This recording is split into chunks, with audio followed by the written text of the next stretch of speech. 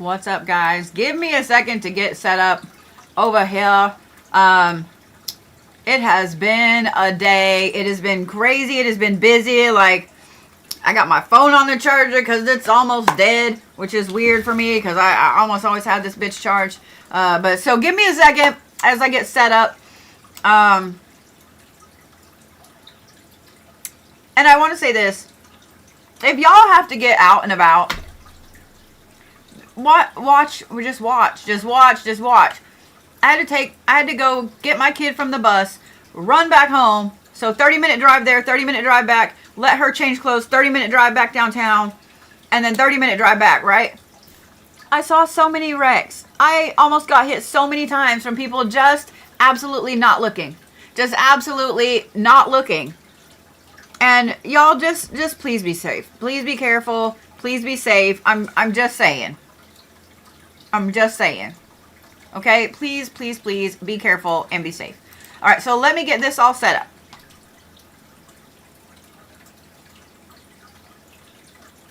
First of all, I got too many tabs open. Let's fix this shit. Let's fix this shit. Why is that so bright? All right, hold on. Why? So bright. All right.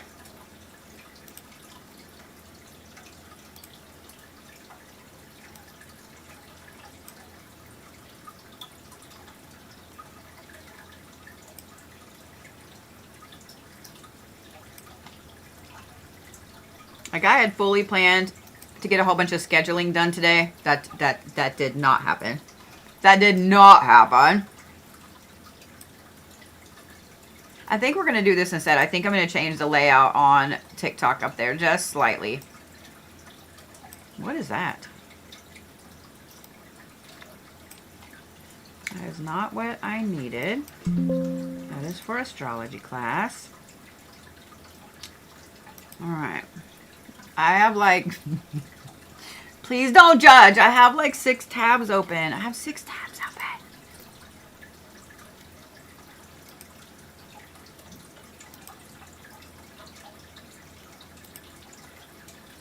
Normally have all this done. I feel so discombobulated right now. All right, so let's make this bigger where you guys can see this better. Hey, look, you can't see me at all on TikTok. Look it. Look it. Ah, disappeared. Oh, no. Sorry. Come on, that's funny. Calm down. That's funny. There we go. I think it's funny. Y'all might not think it's funny. I think it's funny. I'm just saying I think it's funny.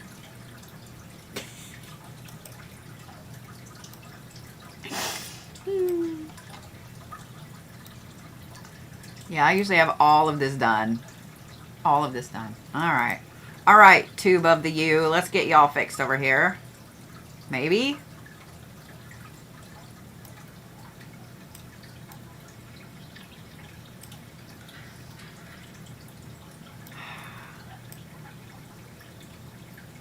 There we go. There we go.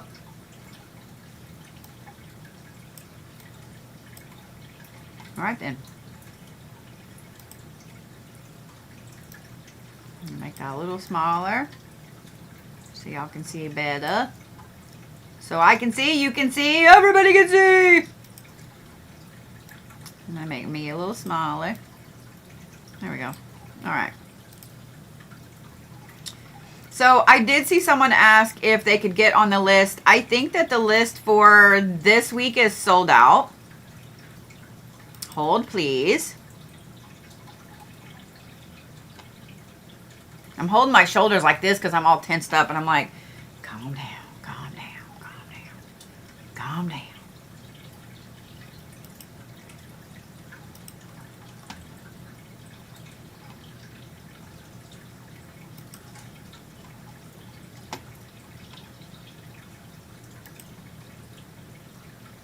So my list for tonight is sold out. My list for tomorrow night, there are like 3 spots left. There are 3 spots left for tomorrow night.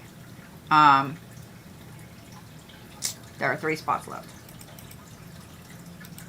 So if you want to get on for that, There are that many. There are that many. I am getting things set up for next week, just so you guys know.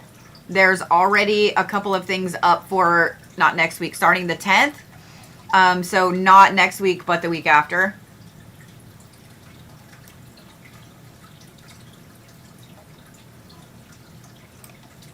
I debated on doing this again next week because I have pared down how many I can do a day just because of my other schedule. So I've kind of pared down like how many I can do a day. I'm happy to do these again next week. I was going to wait until like the 10th through the 13th, but that's also Friday the 13th, and I feel like we need to do something awesome for Friday the 13th. I can't believe there's 2 Friday the 13ths coming up. 2. Right in a row. Boom, boom. Boom, boom.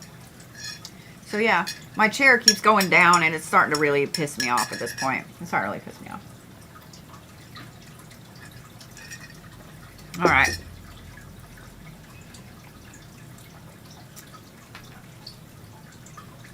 So just let me ask you guys this. Would you rather me do this next week or the week after? Because now that I'm looking at the dates, I'm like, I don't know about that. Y'all are also going to have to just, I got to eat because I realized when I was taking my kid, or about to take my kid back to work, I've eaten a whole piece of toast today. That's what's gone in my belly. So I made a call-in order for like my favorite little cheese platter.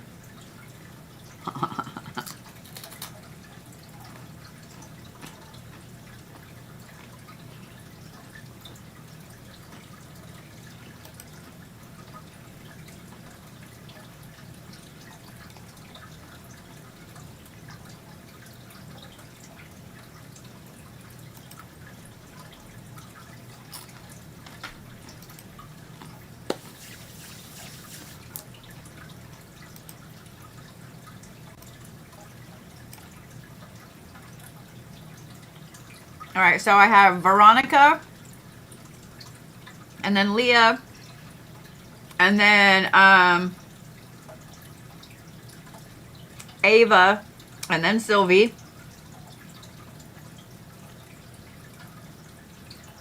So yeah, all right.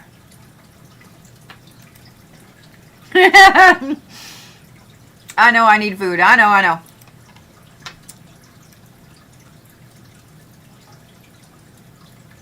All right, so we are going to do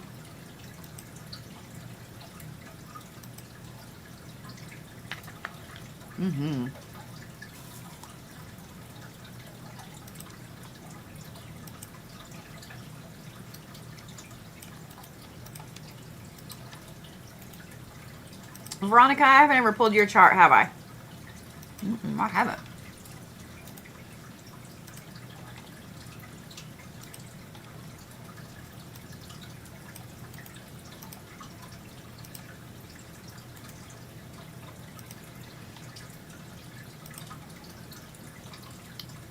So in making the decision to cut out products and a lot of things, I will just let you guys know that there are about to be a lot more astrology things coming up. Just wait. Just wait. Just wait.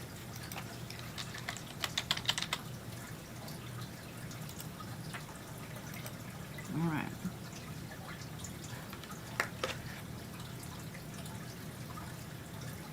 Ah!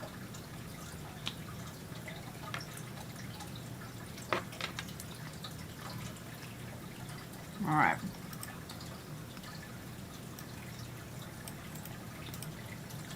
Oh, that was against the green olive.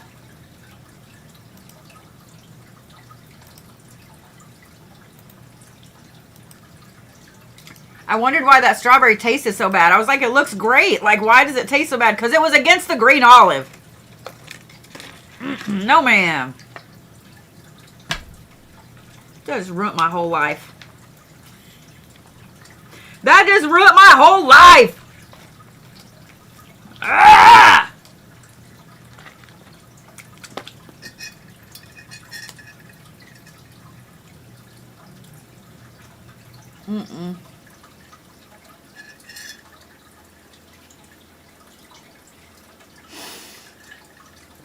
Oh, I see you up there, Panda. Those frequencies helped. Good. Ruined my whole life in this moment right now. It ruined it.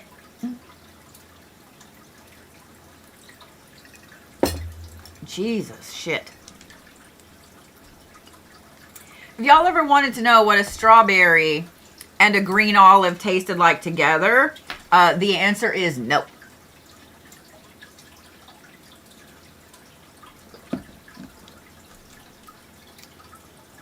The memory is now seared into my brain. The answer is no. Absolutely not. Let's get some pesto to fix it. That was the grossest thing I've ever tasted in my life. Today.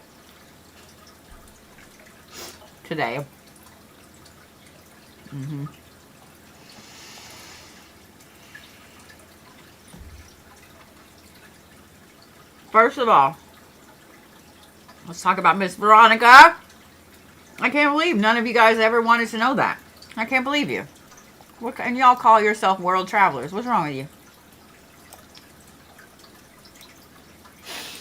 That's funny. I don't care who you are. That's funny.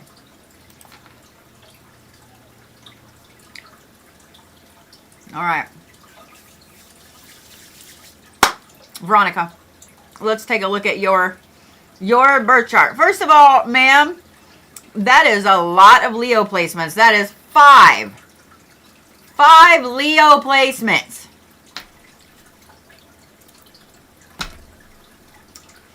Now, that's 3 of your main placements, your Mercury, your Jupiter, and your Moon. But then you also have your Lilith. This is a different aspect of Lilith, okay? So there are 2 Liliths in this chart. And then you have your dark Lilith. So both of your Liliths are in Leo, meaning you will absolutely burn the bridge while you're standing on it.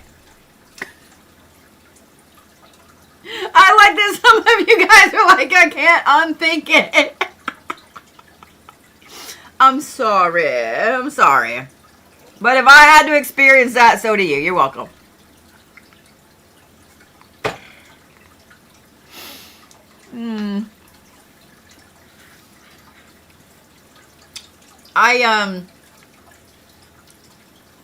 Before I get started too far, speaking of Leos, I just want to brag a little bit on my son. As you guys know, like, they just had a baby in December, and he, I can't tell you, okay, but, he showed me what he got for Allie for Valentine's Day and the card, and I got to read what he wrote on there, and I was like, what a good boy. I was like, oh, you're such a good husband. Oh, my God. So, yeah. He's a sweet boy. I'm proud of him. I'm proud. Proud. No, Sylvie, you're actually like 3 or 4 up, so you're good. I hate that this chair has gone down this far. Check this out. Watch. I should be up here. I'm going to have to buy a new chair. I don't want to. All right. Veronica. My sugar's going to be crazy high in a minute. I don't care. Not crazy high, like 160. Calm down.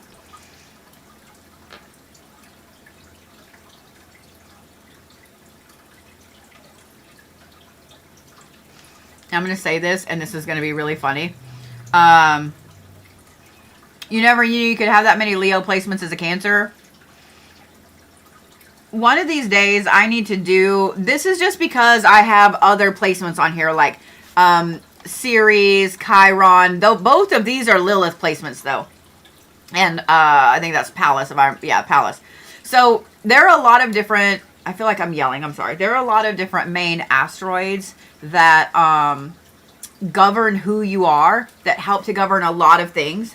And so if you really were to put all of those up there, if you... Y'all want to see some craziness? Watch this shit. Watch. Y'all want to see some craziness?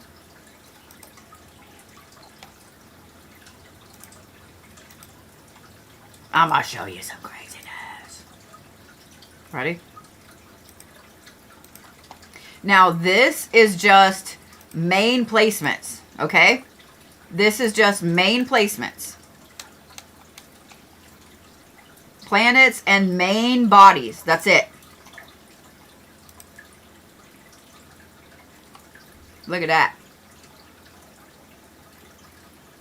That is when you get like a full astrology report. I will be offering these coming up. When you get a full astrology report, it looks like this. Yeah. Y'all are like, what the fuck just happened, right? I'm just saying. I know a lot of you guys are like, that hurts my brain. That hurts my brain. That hurts my brain. That's a lot. Notice how that looks like an eye? Like, I'm noticing it. I see you over there, Veronica. But yeah, if you have a full astrology report, this is all of the planets and the main bodies, like asteroids and stars. There are more than this. Let that sink in. There are more than this. So I think it's funny that you said you never knew you could have that many Leo placements as a Cancer. And with all of this, you only have one. Well, you have two Cancer placements because you have your Sun and then you have your son of a bitch, midheaven. But look at all the Pisces placements you have, and look at all the Virgo placements you have, and look at all the Leo placements. Like, because this is 6. This is actually 6 Leo placements.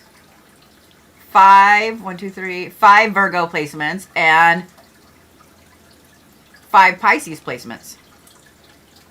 So I'm just saying. So if we look at that infographic with it, it will change all of these things right here. It's crazy. It is absolutely crazy. So now let's take those things back off so our brains don't hurt as much.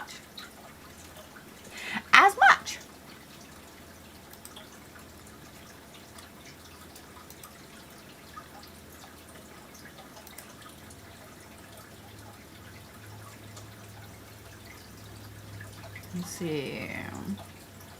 We did have that one on there. I'm trying to remember what I had on there and what I didn't have on there. Do you know?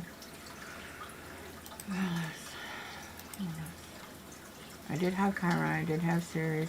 I didn't have Palace on there. Okay. I didn't have Vesta. Okay. Yeah.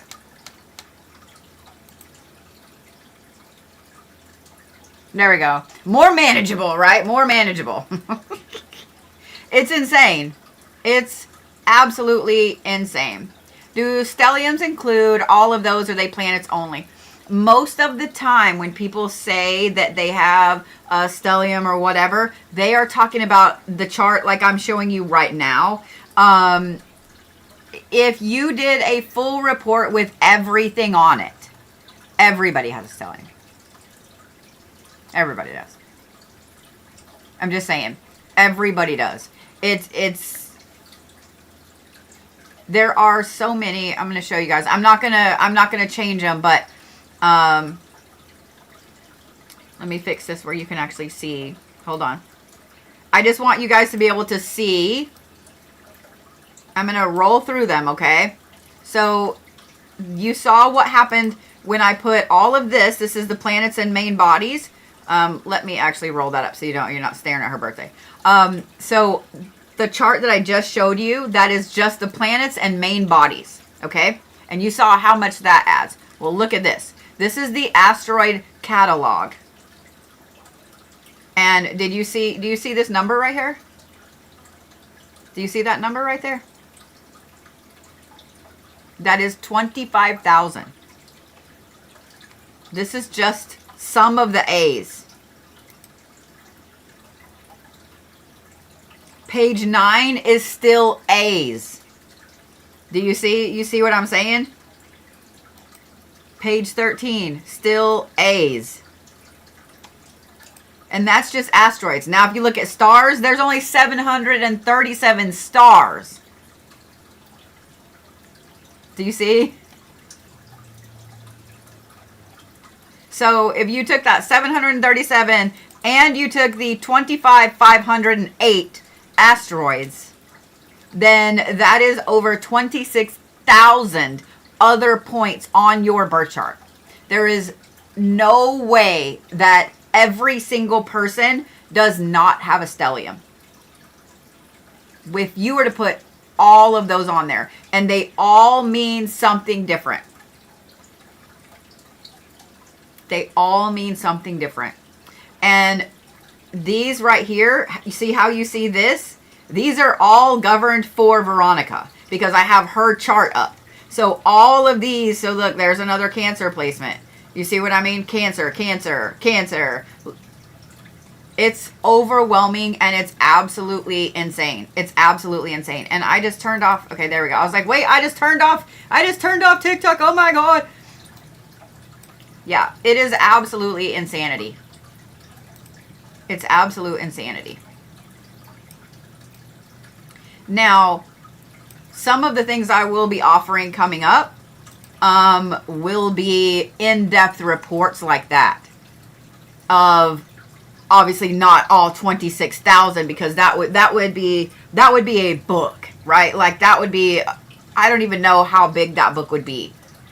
But if you do a specific report for love, for career, like super in depth with that, that is what you're looking at. All of these different things. It's so much. It's so much. But I decided that that's what we about to start doing. That's what we about to start doing. Saint Monkey, how do you narrow it down to something a human mind can grasp?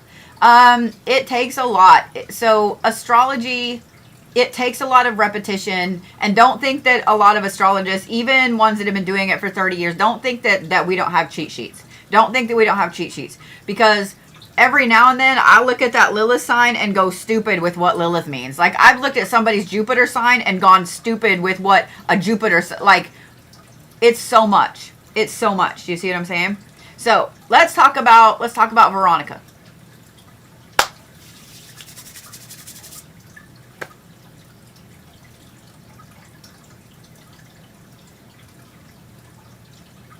So I find it really interesting that all of your, see those 4 big lines? There's one across each side.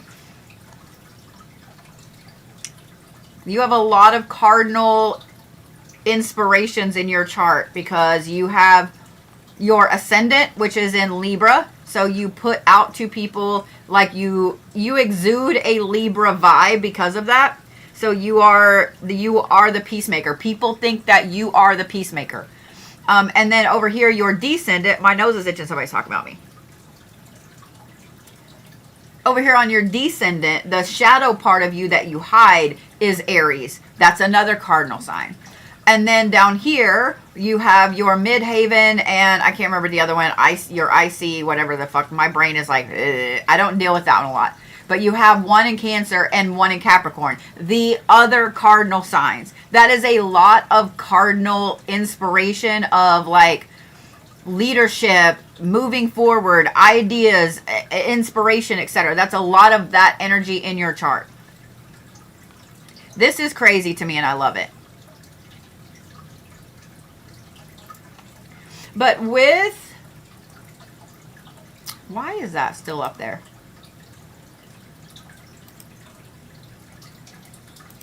I was like, wait a minute, that's one extra. It didn't take them off.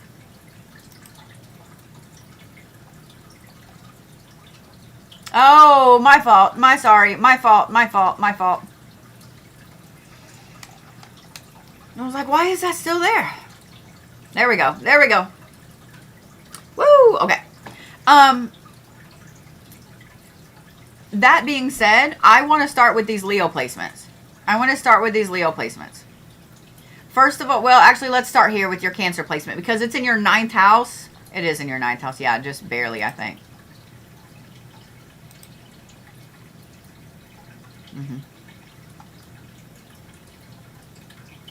Notice all of the things that it's in, like, that it's in line with.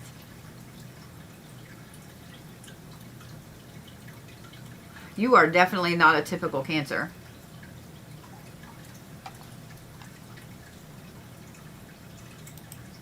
Oh, you're a cusp. No, you're right after the cusp. You're not quite a cusp. June 27th. You're not quite a cusp, but you, okay. You are not a typical Cancer. The reason I say that is because, here, let me do it this way so you guys can see. So this is what I was looking at, okay? What all her sun sign is tied to, because her Cancer is in the 9th house, meaning that you are, baby, you're a nerd. I love you.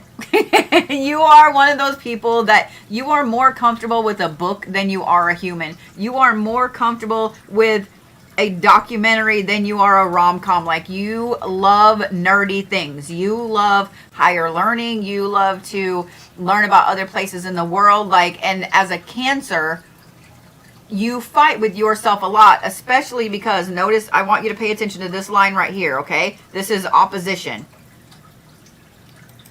And this down here, your inner heaven, is in Cancer. Or not Cancer, Capricorn, which is the opposite sign of Cancer in the zodiac.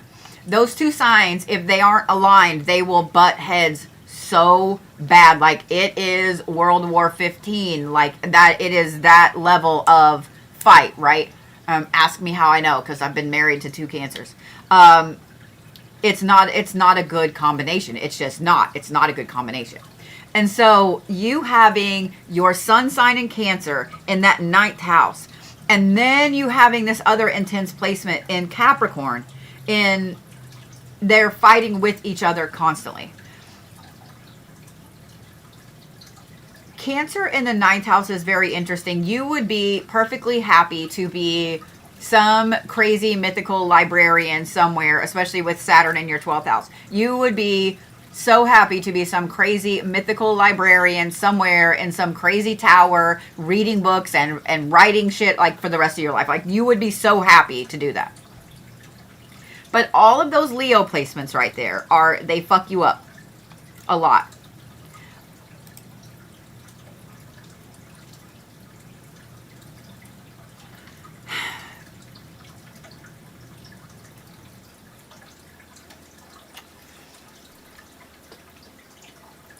I'm going to talk about this first before we talk about that Leo. Even though I was like, all right, we're going to talk about the Leo. I want to talk about this. Because your Saturn, it sits in your 12th house. So Saturn is your grounding. It's your discipline. It's your truth. It's justice. It's also karma. And so knowing that it is tied with your sun sign. So your spiritual house is tied with your sun, which is in a higher learning house. Those two, the 9th and the 12th houses, go together like fucking peanut butter and jelly, okay? Knowing that it's also tied into your Chiron over there in the 8th house in Taurus, which is a very stubborn zodiac placement for that particular asteroid. That is where your wounded part is. So seeing that your wounded part is in a transformative house, in a stubborn sign, you know damn well, we're going to forward this here in a little bit. You know damn well that you need to be making big changes in your life. And that is something that it will happen one way or the other. It will happen. But you fight against it because of this placement right here. You put your feet in the sand and the ground, in the concrete, and say, I am not moving, period. I like it here. I'm comfortable here. I am not moving. Even when the universe is giving you every single thing that is what you want, right? These fuck you up right here.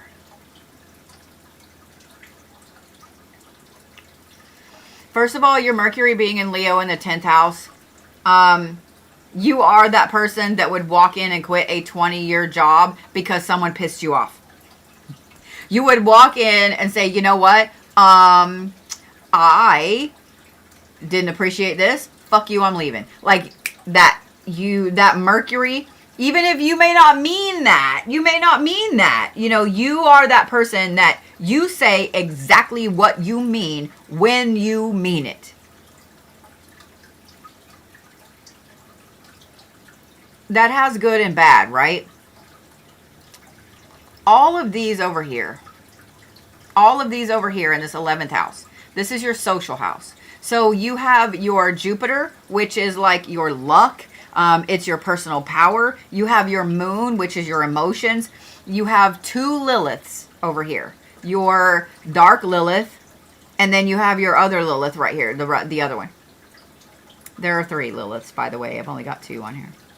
Having both of those up there, that's a lot of social justice, a need to be involved in social justice. It's a lot. So those things right there are partly... Gee, did I just say those things fuck you up? Did I just say those things fuck you up? Those are partly what keeps you stuck. Oh, and it's tied down here with this, which is in retrograde.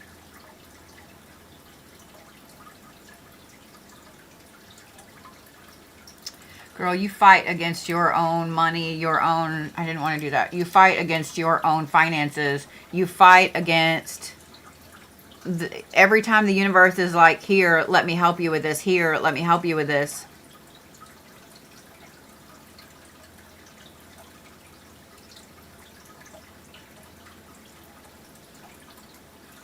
You definitely lean heavily into your emotions, okay?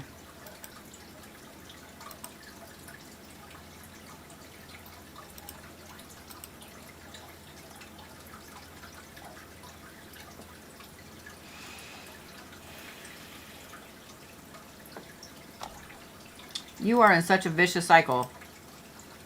This is a vicious cycle that you are going to break in this lifetime one way or the other. I would say that this is probably a karmic issue that you're having to deal with. What I was looking at, and why I say this is a vicious cycle, you know that you need to make these changes. You know that you need to make massive shifts in your life, and you always have. You have never ever, where's your Pluto? In your first house. You have never ever felt comfortable in the situations that you have kind of found yourself in. Every time you know you need to change, you find a reason not to do it. You find a reason, you pull signs that aren't actually signs to do it. I'm going to fast forward this to now. Oh, wait, hang on.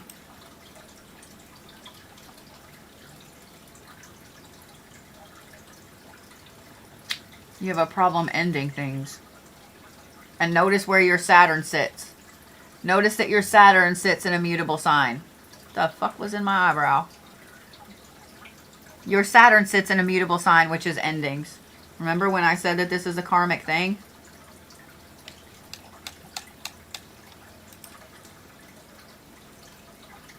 The reason that I'm going to forward this, I want to forward it to now and see what is going on right now, Veronica, because I feel like that is the important thing that's plaguing you right now. Like, how the fuck do I do this? How the fuck do I fix this? Where am I going? Like, I feel like you're at an impasse right now. Seeing that gives me a screenshot of what's going on now. Because your sun sign is currently sitting in Leo.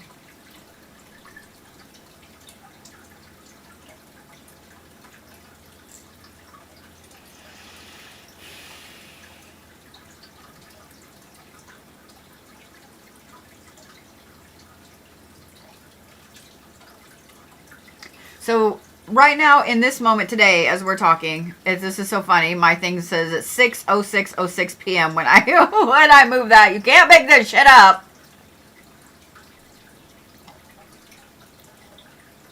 Because I'm just saying, you can't make this up.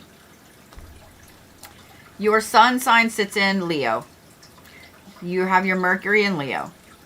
You have your Jupiter in Leo. But the Liliths are currently in Virgo. Your Saturn is in Virgo. All in this 10th house. So this right here, this is the time to make these decisions. I'm going backwards just so you know.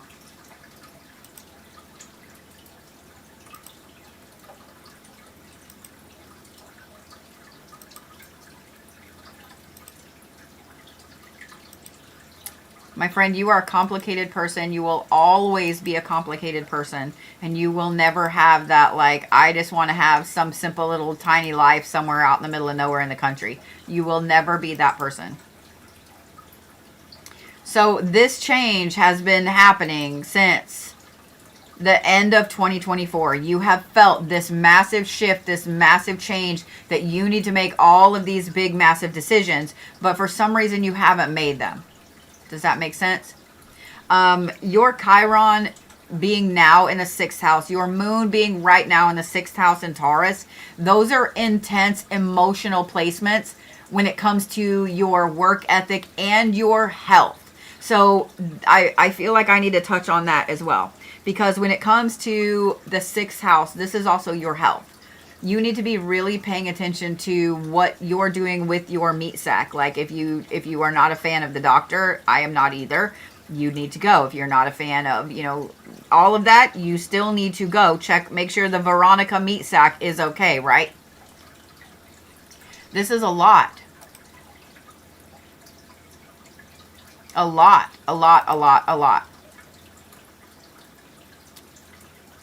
Your Mars currently sits in Cancer in the 8th house. This is a great time for you to focus on transition, rebirth. Because you're a Cancer and because your Mars currently is sitting in Cancer in your 8th house, this is the time. This is the time for you to start making these changes and move and change and shift. Does that make sense?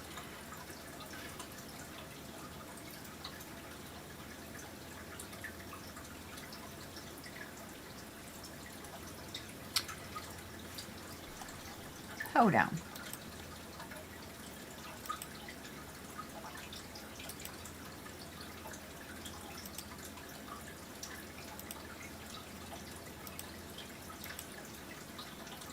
I'm looking at a placement and it takes a long time for it to move. So it just barely, tinily moves.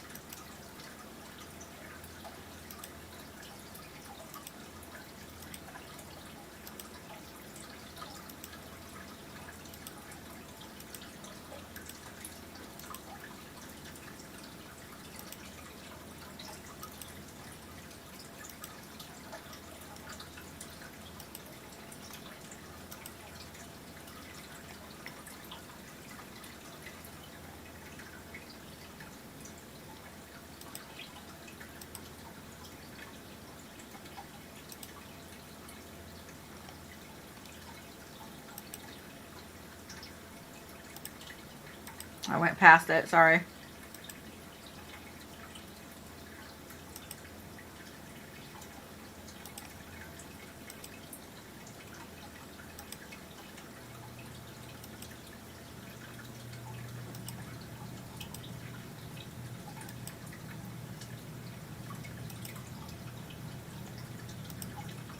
No!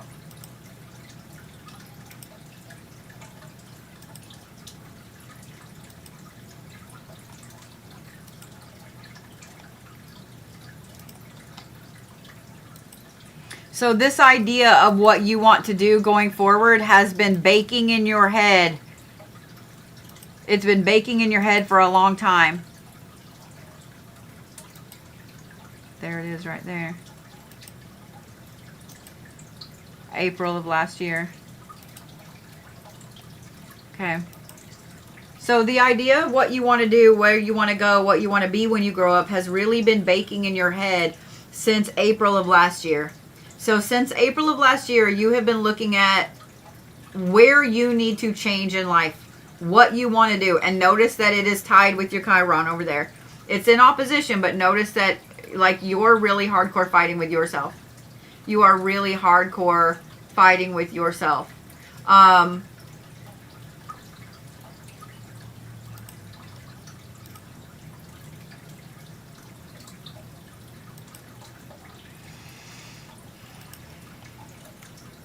My friend, the universe is handing you all of the perfect conditions for you to have this rebirth.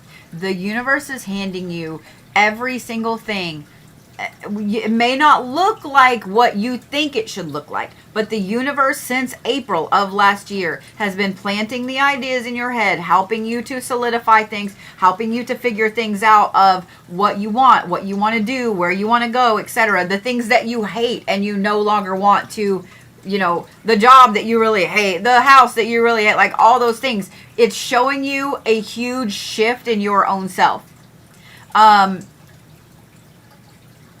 This is the time to take some action in your life, Veronica, because all of the pieces are there. All of the pieces are in place for you to be able to do this. And what I love too is that your 4th house is currently, like, the majority of it is in Pisces.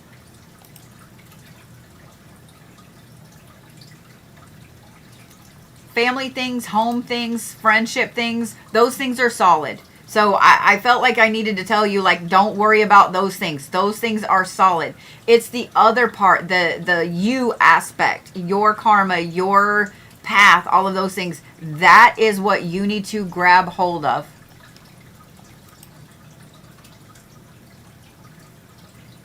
I love that.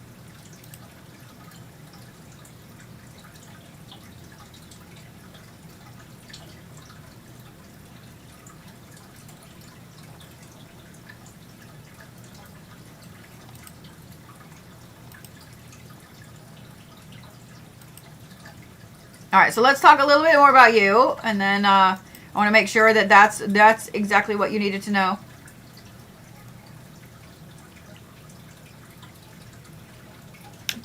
It's a lot of fire in your chart, dude. It's a lot of fire. That's almost half of your chart being fire. I think it's interesting that your earth and water are both 15.8%. I also think it's interesting that the biggest part of your chart, just by a tiny bit, is this fixed sign, these fixed signs over here. And that is the workhorse aspect. That's why I said that you would be completely happy if you could just sit in a crazy old library of books and read all day and study and, you know, like, do the things, like, do the work, do the things.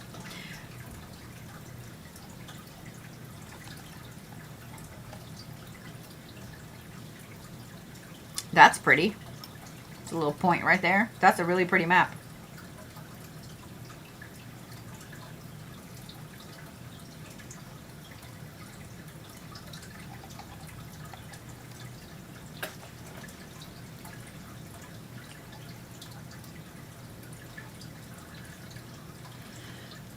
You really, really are governed by social aspects, your career, and your spiritual self, my friend.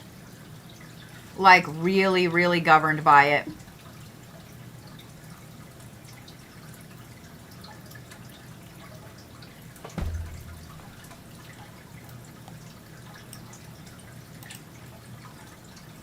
Y'all, I'm just going to say this. It is 100% okay for you to be out in the world. It is 100% okay for you to be focused on home. It is 100% okay for you to be focused on career. It's 100% okay for you to be focused on your house. Do you see what I'm saying? I can look at someone's birth chart and tell where their passion lies. Society as a whole tells us all the time, and this is for everybody, not just Veronica, because being a Cancer, you are drawn to family, you are drawn to home, you are drawn to, like, having that dream house and the dream family and all that. That you're drawn to that, okay? It doesn't make you happy though, but you're drawn to it because Cancers are all about home and family and roots and so on. I can look at your chart and see all those placements up there in that, all of these right here, and see that your passion, your actual happiness, what makes Veronica the happiest is social issues, being able to help people, is your career and your spiritual self. That is what makes you happy. That is where you are going to thrive. But society as a whole tells all of us, it doesn't matter what gender you are, where you're from, it doesn't matter, okay? Society as a whole tells us that we have roles we have to play. But that is not the case. Do you have a role you have to play? Yes.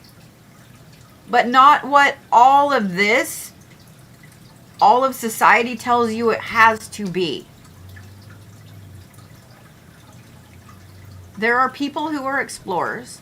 There are people who are homebodies. There are people who need to know all of the things, and there are people who just want to farm. There are people, do you see what I'm saying? And none of that is wrong. None of that is wrong. Veronica, you need to give yourself permission to change and shift and be this. I promise that you will be happier. I promise that you will be happier.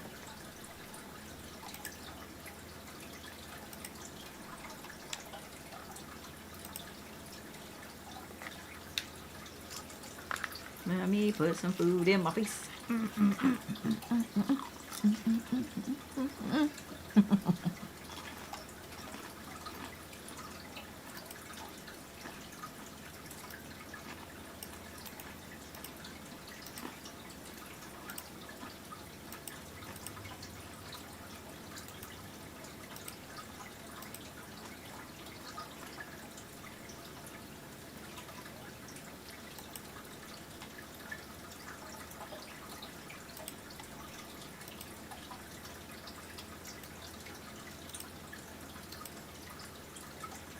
I apparently got to keep an eye on the weather,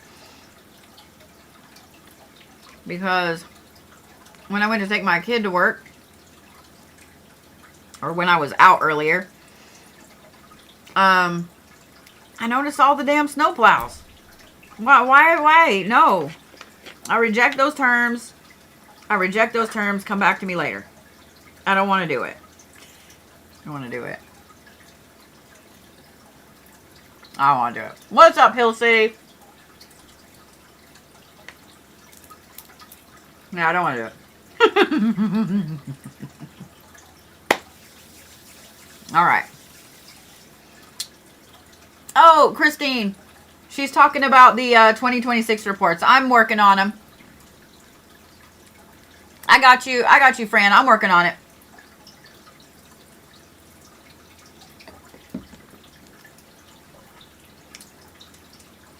Yeah, I'm kind of afraid to watch the weather. I'm not gonna lie. I'm not gonna lie. Sass and I were talking earlier. You cannot have accurate weather predicting if you don't have the right equipment. And if you have lost all of the funding and all of the people for the equipment, and if you have lost the equipment, then you don't have accurate weather predictions. And therefore, you're going to get a lot of people hurt. And to me, that is fucking asinine. It is fucking snowing outside. Are you serious right now? I don't want to.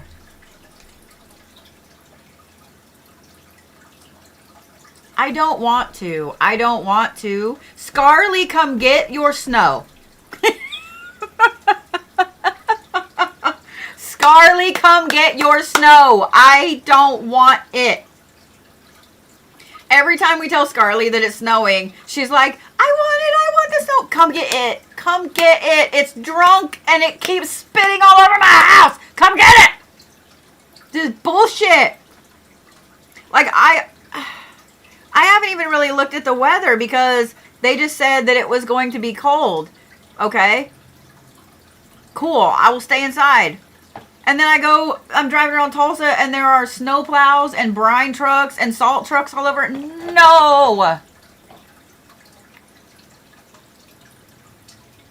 I'm gonna pout. Like, I'm fixing to get really mad and pout. I'm not lying. Like, I don't want to. I don't want to. I don't want to do it. It's bullshit. And we do have more moving this way. This is fucking dumb.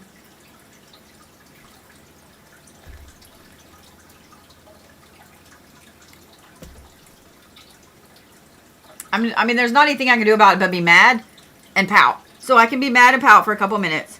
I'll put another bite of cheese in my face, up my serotonin levels. It'll be great. So good.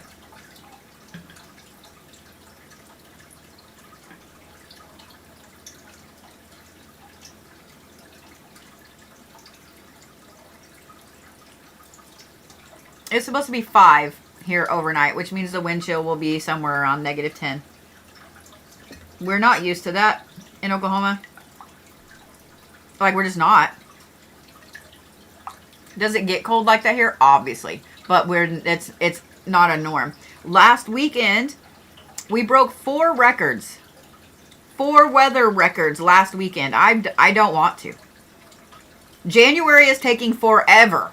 I'm done with January. And I love January because it's my birthday month. I'm done with January. Done with it. 729 years ago, it was 2025. That's how I feel. I feel like January, Sass and I were talking the other day, I feel like January has been 3 fucking years.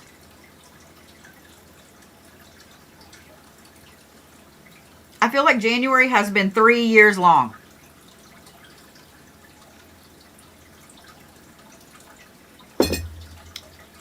And that is dumb. It's dumb. Dumb. And I know some of y'all got way more snow than we did here. And I know some of y'all are getting more snow. My friend Courtney over there at Hill City had sent me a picture of their driveway the other day.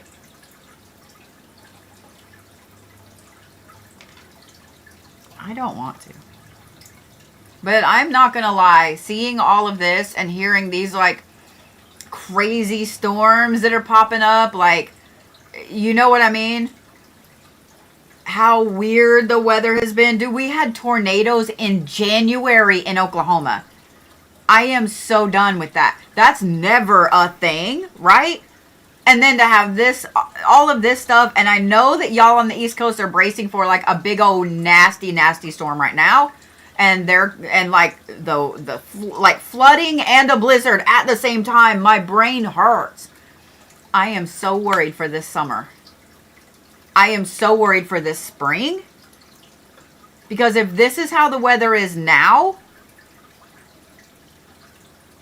imagine what it's going to be in April. April is our busiest month in Oklahoma for tornadoes, and it is nerve-wracking.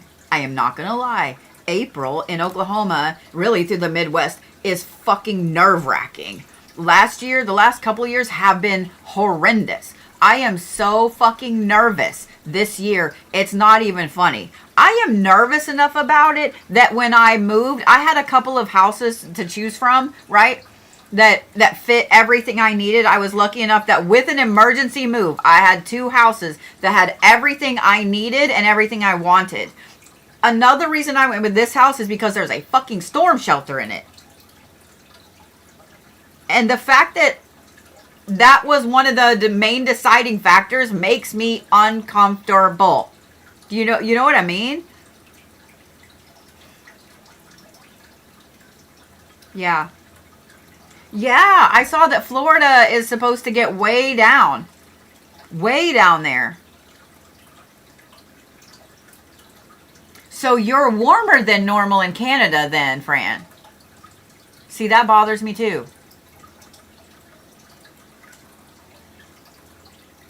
That bothers me too. When it's colder in the southern United States than it is in Canada in January, something smells rotten somewhere. You know what I mean?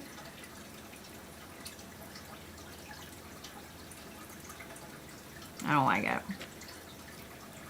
I don't like it.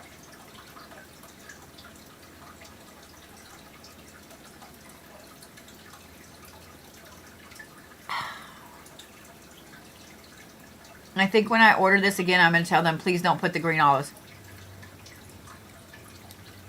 Because blueberries that have a green olive flavor are also not good.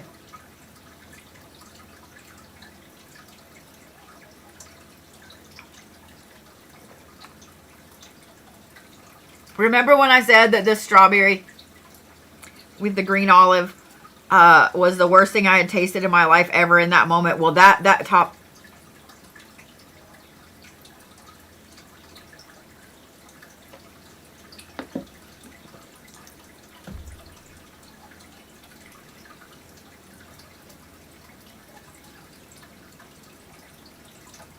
I am not going to be able to eat blueberries and strawberries again for a long time.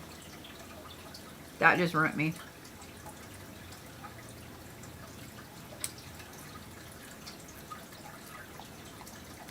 Whoa! Crystal, so Fran, y'all haven't gotten snow in Canada since New Year's. And then Crystal says we've got next to no snow all winter in Wyoming Rocky Mountains. Dude, I don't like that. I don't like that. Like, I grew up in Denver, you know, right at the edge of the mountains. Yeah, that's weird, dude. That's weird. Don't like it. I don't like it. I don't like it. I promise, Leah, we're getting to yours. Only a few inches. Mm-hmm. I agree, Brandon. Everything has shifted tremendously.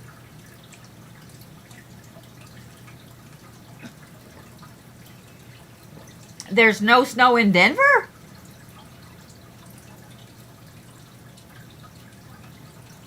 Mm-mm. Dauburn, I saw that a lot of people were saying in Utah there's almost no snow. Mm-mm.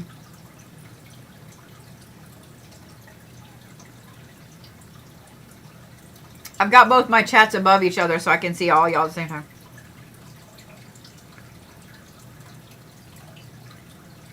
That's crazy. It's crazy to me that southern states have more snow than Canada and the Rocky Mountains right now. That something's wrong.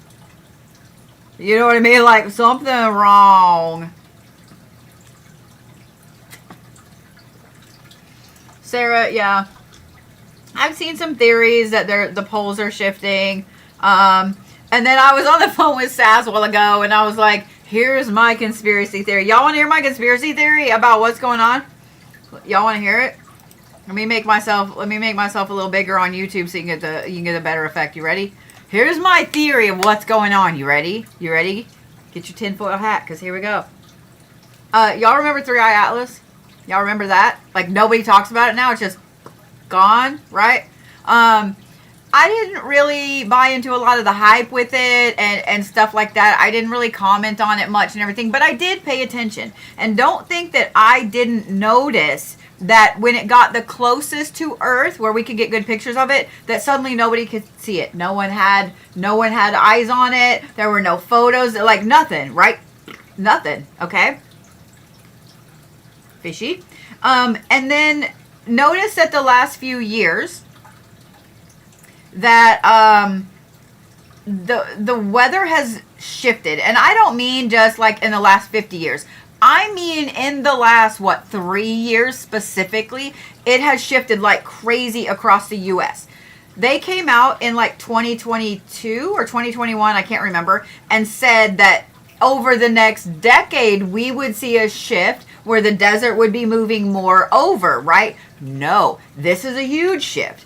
I've lived in Oklahoma the majority of my adult life, where Oklahoma, the storms used to start out in the panhandle of Texas, Oklahoma, and by the time they got to Oklahoma City, they were fucking horrendous, and then they would hit Tulsa and so on. Now they're starting in Oklahoma City. That is a massive shift. That is a massive shift, right? They're starting Oklahoma City area and going that way. And so Arkansas is getting slammed. There's also been a lot of things with, Antarctica suddenly having land that no one has seen in ever because the glaciers are melting down there. There's also all this of, oh, we found this ship, we found that, we found this, we found that. Like, ships that had wrecked, not alien ships, okay. But I'm getting there. So if we suddenly were told that, oh, there's a mothership coming, oh, there's an object coming that, is it's slowing down as it gets close to Earth and so on, but we just saw it. We didn't know it was there. We just saw it. Could that be a thing? Yes, because the sky is fucking massive. Space is fucking massive. But I don't believe in coincidence. And the fact that all of these once-in-a-century storms are happening in the same time frame, in the same year, and then you also have this Three Eye Atlas that Nobody had pictures of it. Nobody got pictures of it when it got close. Nobody did. And now look at the weather since it's been gone. Oh, did you know they also discovered a lava vent, a hole on the moon? Did you know that?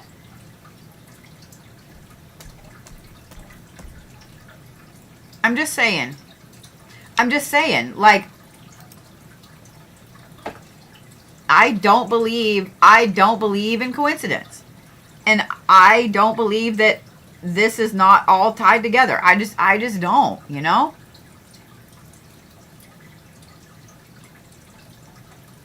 I'm just saying.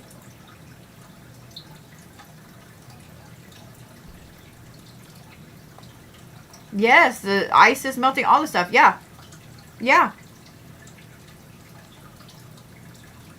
Yeah. It's just crazy. You know? It's just crazy. Oh, y'all didn't know about the lava hole on the moon?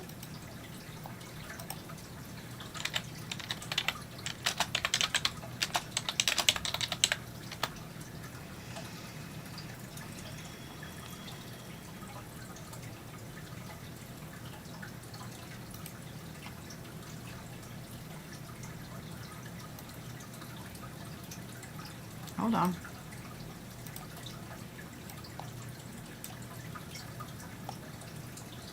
They've been finding them for a while. But, yeah, there was a huge one that got found. I don't see the photo of it. There it is.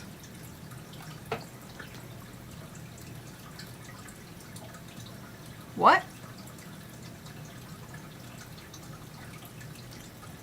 What?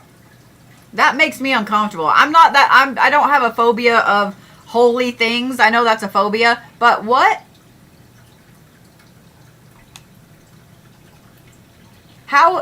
How are there lunar lava tubes?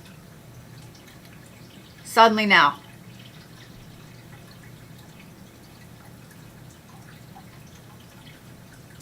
Ooh, White Blaze says, but haven't you noticed how many things from Doctor Who have later turned out to become so true so far?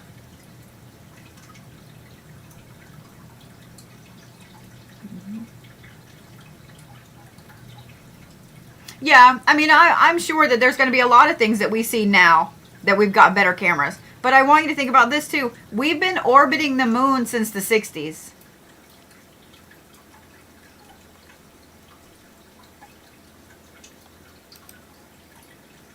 We've been orbiting the moon since the 60s. So, I mean,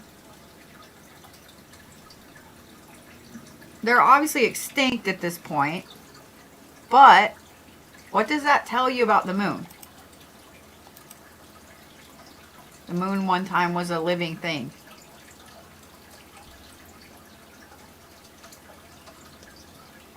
You know, I don't know. I don't know, White Blaze. I feel like you're right with that. It is a strange timeline, Crystal. I'm done with it. I don't know what timeline we're in, but I don't like it. I just want to go to haunted places. That's all. I just want to travel and go to haunted places.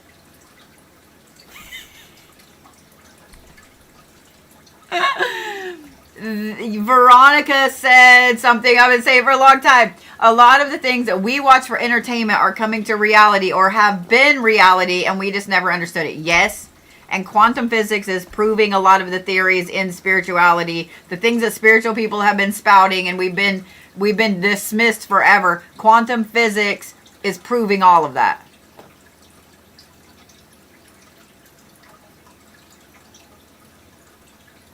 Just saying. The losing gravity for 7 seconds. I don't know what to think about that. Like, I really and truly don't. I really and truly don't. Because at this point, nothing would surprise me. And then at the same time, I know I'm supposed to be reading bird charts and we're down a rabbit hole. At the same, my first instinctual question is, how do you know that day at that time for 7 seconds? How do you know at that day, at that time, for 7 seconds.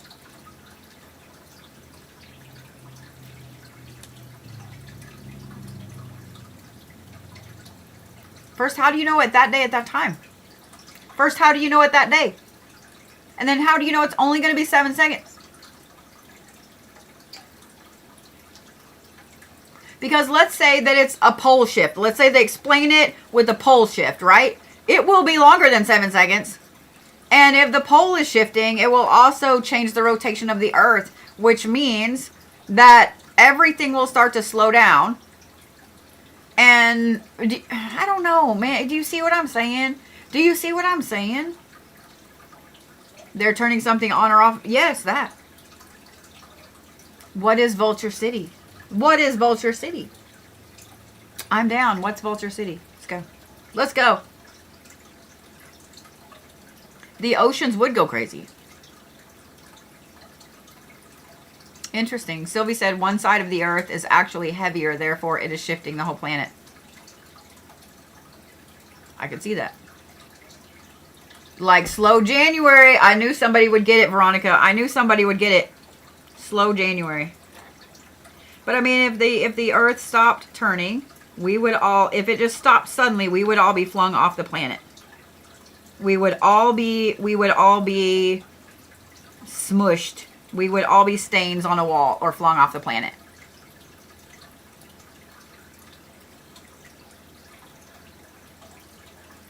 Really, Sylvie? I didn't know that. Sylvie said all of the cement in Asia and the Dubai are causing it to tilt.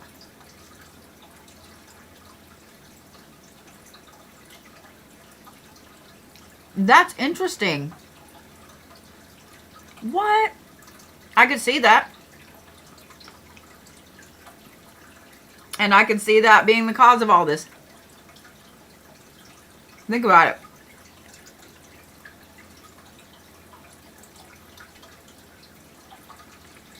Just saying.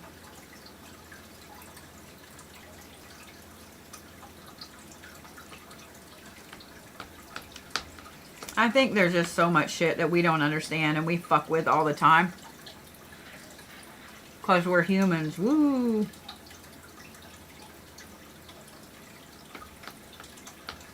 You know?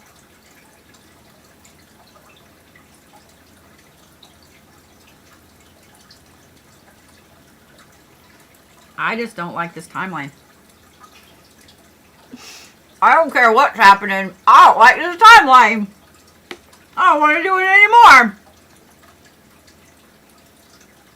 I don't want to do it anymore. I hate it here. I hate it here.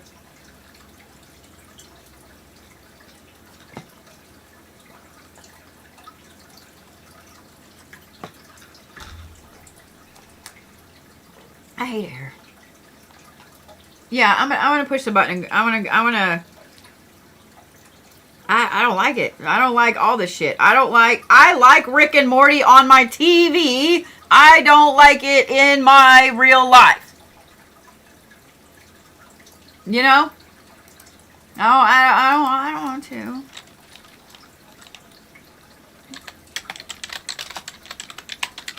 Oh wait, I can't spell. Hold on.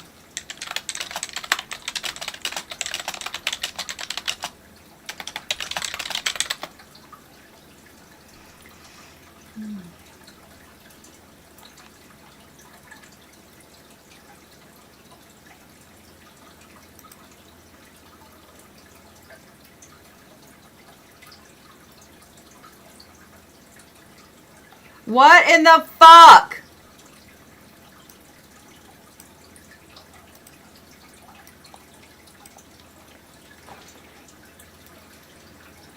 I know the earth is lopsided, okay? I know the earth is lopsided. We all learned that it doesn't sit straight up and down, right? We all learned that.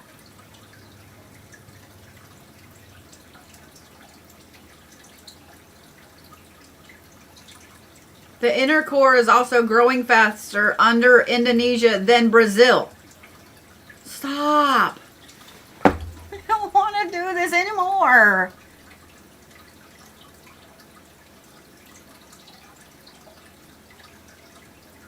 I don't want to do this anymore.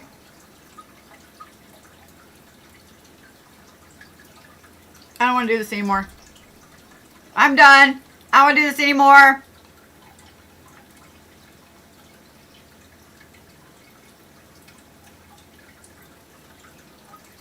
Dude, they had stuff coming out from Princeton in 2006 about it. I don't want to. I don't want to. Okay, I'm done. I'm done. We're going to go back to astrology because my brain's broken and it hurts and I don't want to.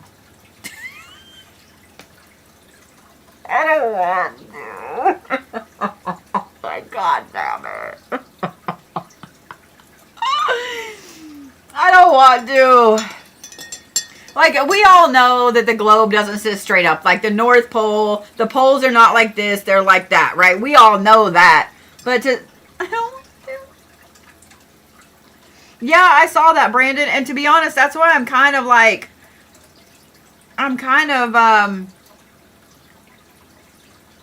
a little nervous now. I really need to watch the fucking news.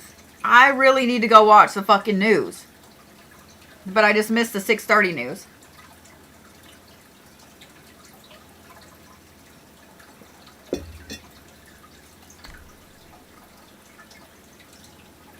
I'm curious if it's snowing outside.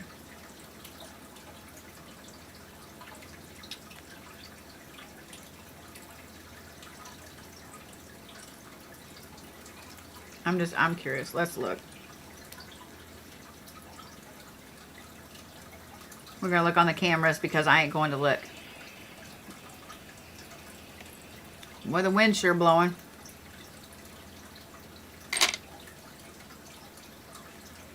Yeah, all of this is dumb. All of this is dumb. All of this is dumb.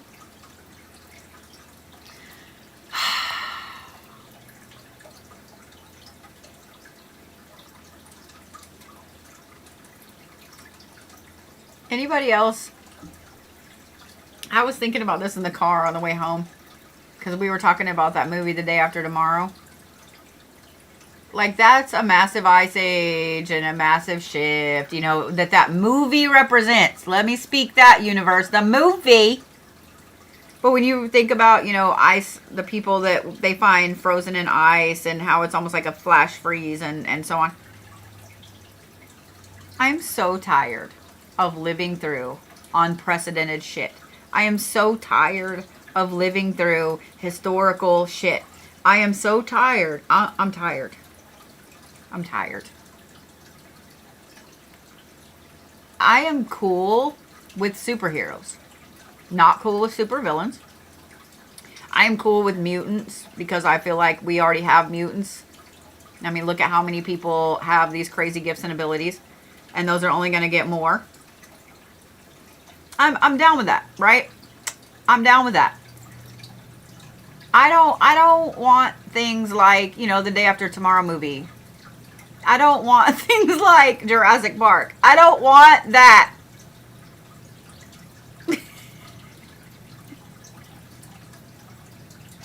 I don't want it. I don't want it.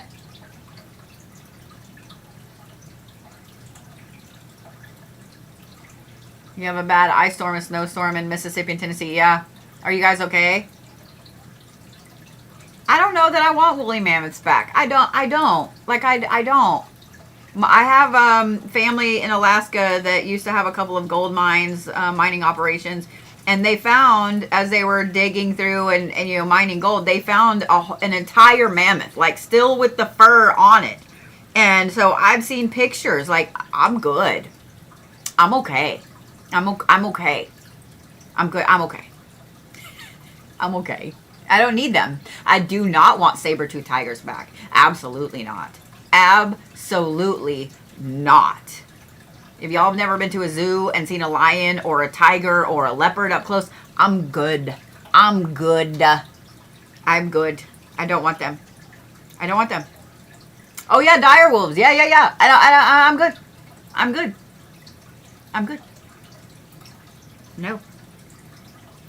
I follow, oh God, I can't remember her name. Oh no, I'm a terrible person. There's this really pretty girl with hot pink hair, a tattoo artist in Scotland. I follow her, and she and her husband were live the other night. What? Oh my God, some of you guys follow her too. Shit, I can't remember her name, but she's really awesome. Anyway, they were live the other night, and she showed one of their dogs. They have some huskies. I know what a husky is because I used to raise huskies. I know the size of a husky, right? And I want to say that it was a Czechoslovakian wolf breed. I can't remember. This dog was so much bigger than the huskies, and I was like, what the fuck? Oh my God. Gorgeous dog. Absolutely gorgeous dog. Humongous. That is a dire wolf. Like, what the fuck? Yeah, I don't want those things. I don't want those things. Yes. Lona said, I try to avoid hitting animals with my car. Let's not add in avoiding being stomped by woolly mammoths. Yes. I would rather play Jumanji for 400, Alex. I can't with you guys. That was funny. Ava.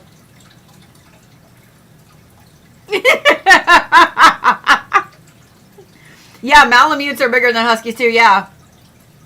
I don't want to play Jumanji either. I'm with Lynette. Ava, me and Lynette, we're gonna opt out of playing Jumanji. Yeah, I'm gonna opt out.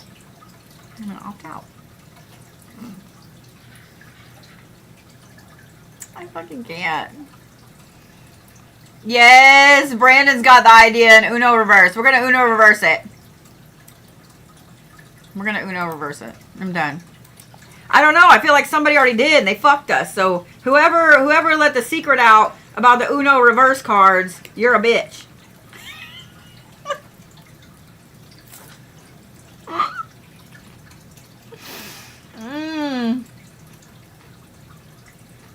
Oh my God, White Blaze, yes.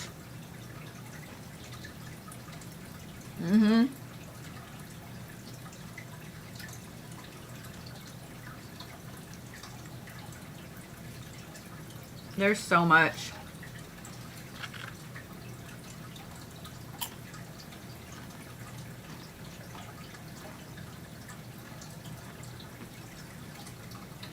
Sylvie said, I'd still get the draw 4 card. That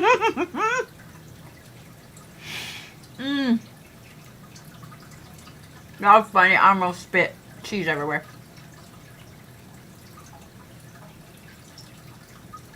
I don't know. I'm not gonna lie. I just had this thought. I'm gonna share it with you guys. You know, the universe works in really, really mysterious ways, right? And sometimes you manifest and you want something so fucking bad. And then the universe absolutely is like, look, I've been telling you no and you keep doing it. So not just no, but absolutely not. Like, I'm going to break your body so you can't do the thing. In thinking about, here's my ADHD brain. And thinking about all of the comment, let me read it. Hang on. You know what I don't want? Eldritch horrors that consume the flesh and any technology it can get a hold of, only to spit out more little horrors. And thinking about that, I was like, that right there lets me know that I am not ready for space travel. And I would never be ready for space travel. Because you know that exists somewhere. So then I was like, maybe there's a reason that the universe, when I was really young, broke the fuck out of my body so I couldn't be an astronaut. Because if I had been an astronaut, if I had grown up and done all that shit and gone and been an astronaut and everything, I would be pushing these motherfuckers to do all kinds of shit because I want to go see those things. I would literally be fucking Ripley. No, I wouldn't, because I wouldn't survive that shit. I would be Event Horizon. That would be me.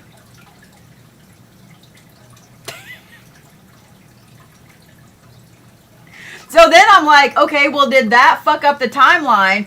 Is it my fault that the universe has gone into this timeline because I didn't push and do that? Oh! Think about that.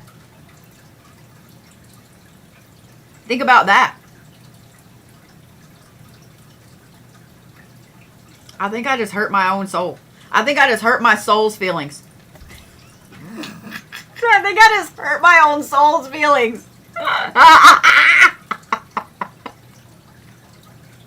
If you guys have never seen the movie Event Horizon, that movie scared the shit out of me. That is such a good fucking movie. But if you've never seen that movie, you should. That's your homework. For while you're snowed in, go watch Event Horizon. It's a, was it 2000 or 2000? I don't remember. It's a really good movie. It has Sam Elliott in it. No, it doesn't. No, it doesn't. No, it doesn't. Sam Neill. Sorry. Don't let me get my Sams messed up. Both of them are amazing actors, but don't let me get my Sams messed up.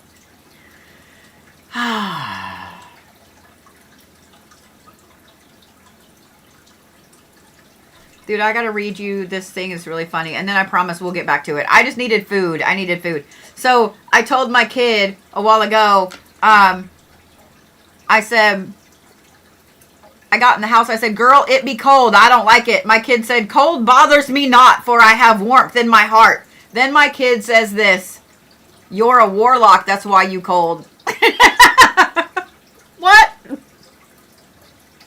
What does being a warlock have to do with me being cold? Like, what?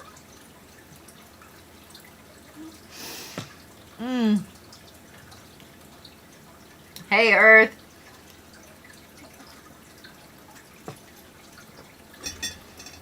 Yeah, I'm good. I'm good.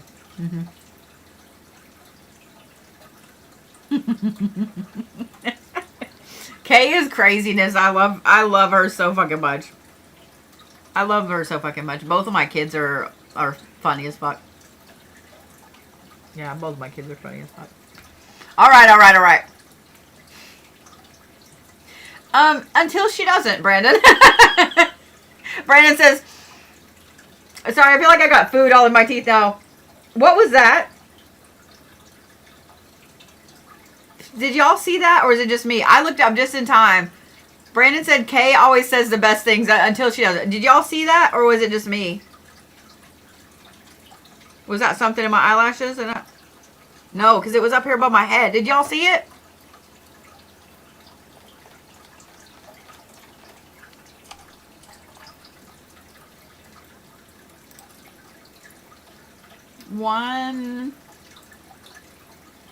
I've been live for 122. Let me write that down because I gotta look. Because it went like this and then went like that.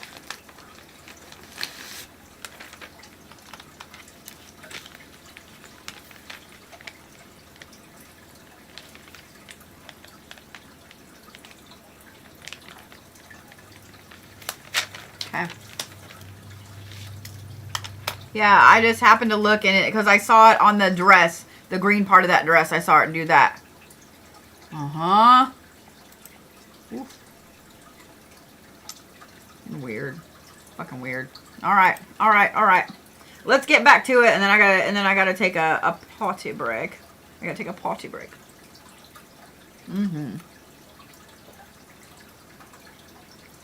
You know, I probably should research if I ever got to move to another country. I really am in love with like goat cheese and poppy seeds. So if I ever have to move to another country, I gotta find out and make sure that I move to another country that has goat cheese. I'm just saying.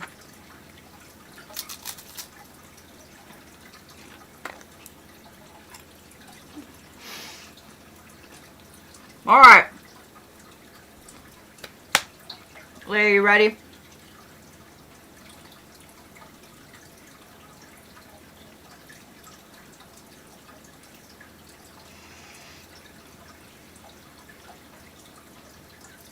See, I don't like avocado. Or I would. Right now I'm hooked on goat cheese. Crusted with poppy seeds. So fucking good. With the apple. With crackers. With cheese. I don't care. It's so fucking good. It's so good. It's my favorite damn thing. 4 drinks. I have 4 drinks. Alright. Focus, bitch.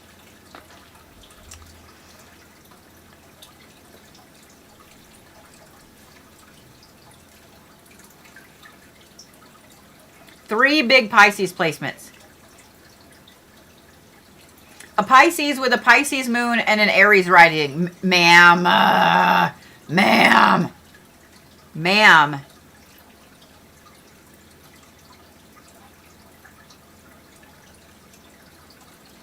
Wow, why are you afraid of balance? I mean, I know why you're afraid of balance, because that's your descendant. Libra is your descendant.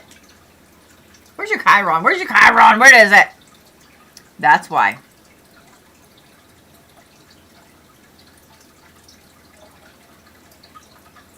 So let me just start here. Leah, that you do thrive in chaos. The reason that everything around you always seems to be chaotic and too much is because that is where you thrive.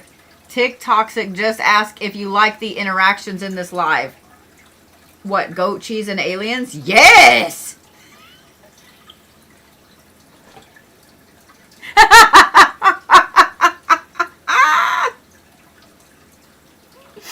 Okay. Sorry, that's funny. We're going to talk goat cheese and aliens tonight, fuckers. If you don't like it, I don't want to tell you.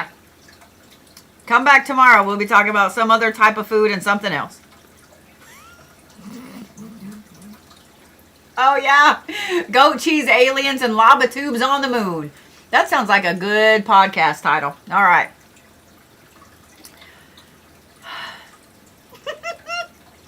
Leah, the reason that you feel like your life is always in chaos is because it is. It is. Well, I appreciate that, Harmonious, that you loved him. It is.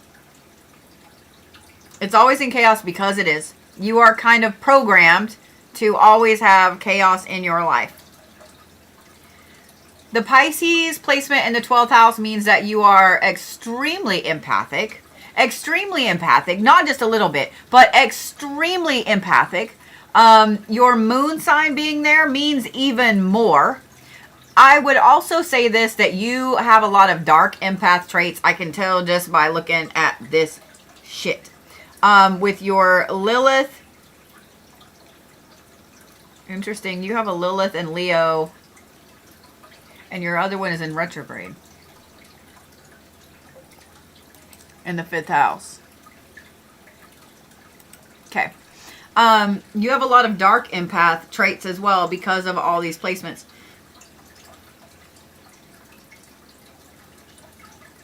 You are afraid of balance. If your life was balanced, you would not know how to react. I will say, though, that because Libra is your descendant over here, that's your shadow self and that's your shadow self and the side that you suppress, that you hide. So every time you try to bring balance into your life or into any aspect, you freak out. Like, you freak out.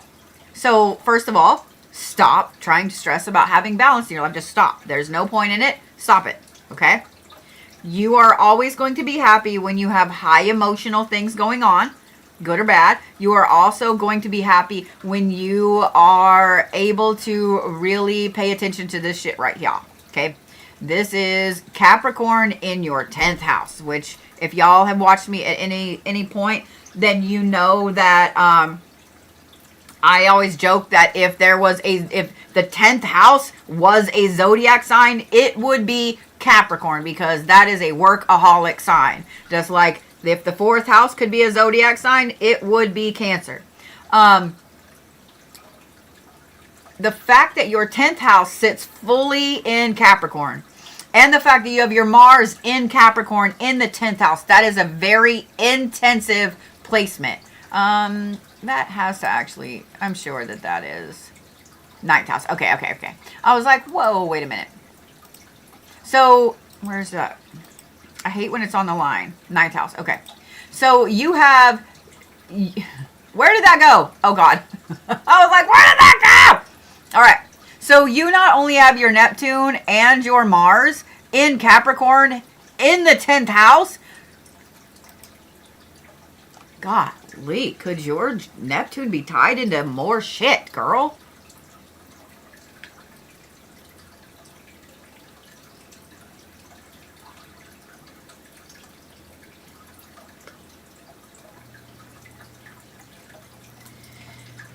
All right, I'm gonna tell you something. I'm gonna tell you something, and it's gonna be hard for you to hear because it's gonna go against all of the things that people tell you all the time. But you see this placement right here? That is your Venus in Taurus. First of all, you are a very sensual person, and you love all the good things in life. You love all of the nice things, all the warm blankies, all the fuzzy stuff, all the expensive shit. You love expensive shit because see how your Taurus goes through both the first and second. Okay, so that aside, see this right here? How it's tied in there? Those are two very powerful earth signs. That is the cardinal earth sign. Neptune is your goals, your hopes, your dreams, your spiritual self, etc. I was also going to talk about your Mars, and we will talk about that in a second because it's tied in right there too. You are always going to put you first.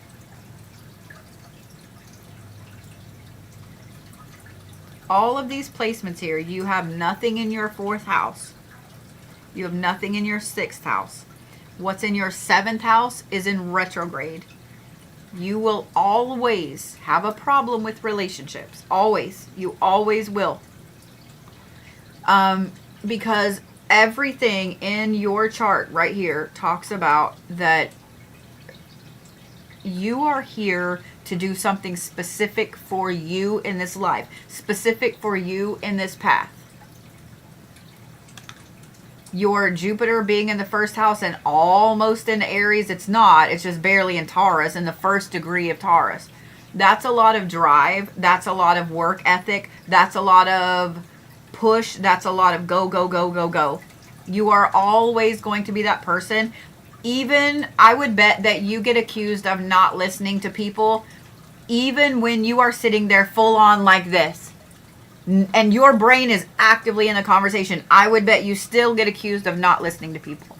I would bet that you get accused of being distant. I would bet that you get accused of being over emotional. I would bet that you get accused of being like selfish and all of these things.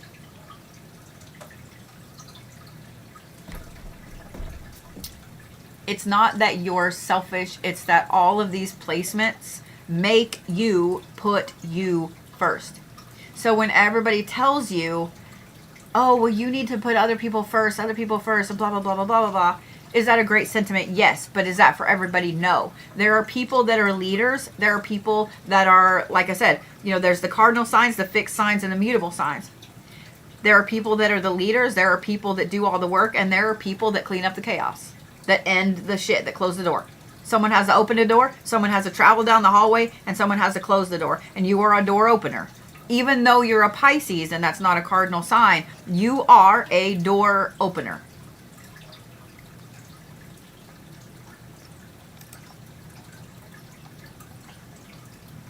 See? Told you. Told you, called it. You are a door opener. You also like to walk through the hallway. You love to go through the hallway. But you are a door opener.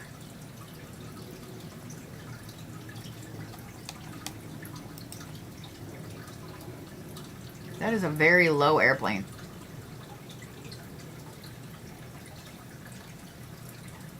Or thunder snow, one or the other. But that was a long peal of thunder if that was thunder snow. You are someone that you have something very specific to do in life. And to be honest, I would recommend having a complete chart done of your life path. Because those Capricorn placements up there, you have a lot of placements in higher learning, a lot of placements in travel, and a lot of placements in your spiritual, I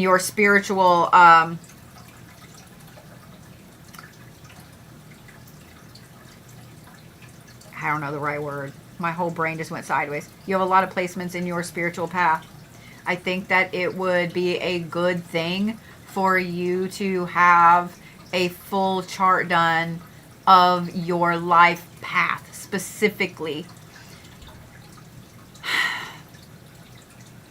I don't want to say that you need to become a spiritual guru, because I have a feeling that people look at your chart all the time and they would say, oh, you need to get into spirituality, you need to be a spiritual guru. I'm not saying don't, but I think that that would not make you happy.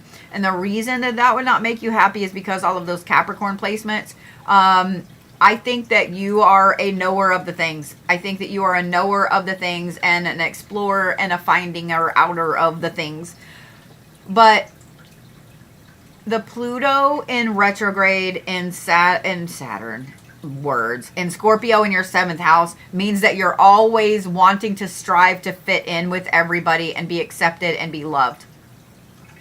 So a lot of your chaos comes from you going out of the way to do things for other people, because being a Pisces, you are very squishy.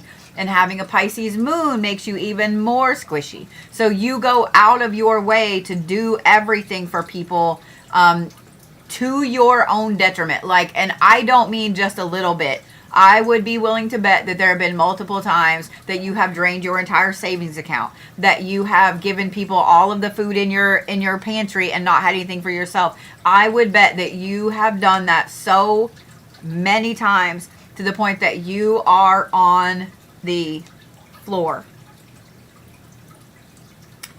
And because of that damn Pluto placement of yours, you are always going to feel like you need to do that.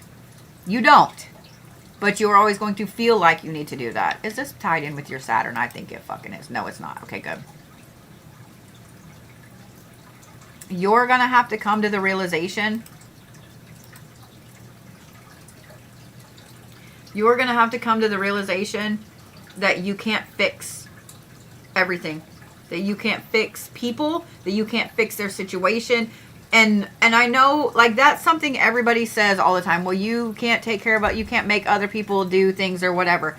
But you have this... You have this programmed need to try. And it is something you're gonna fight against. And you work in a nonprofit, girl, ma'am. Ma'am, girl, ma'am. I'm sorry, that's funny. I look up and see, and I work in a nonprofit.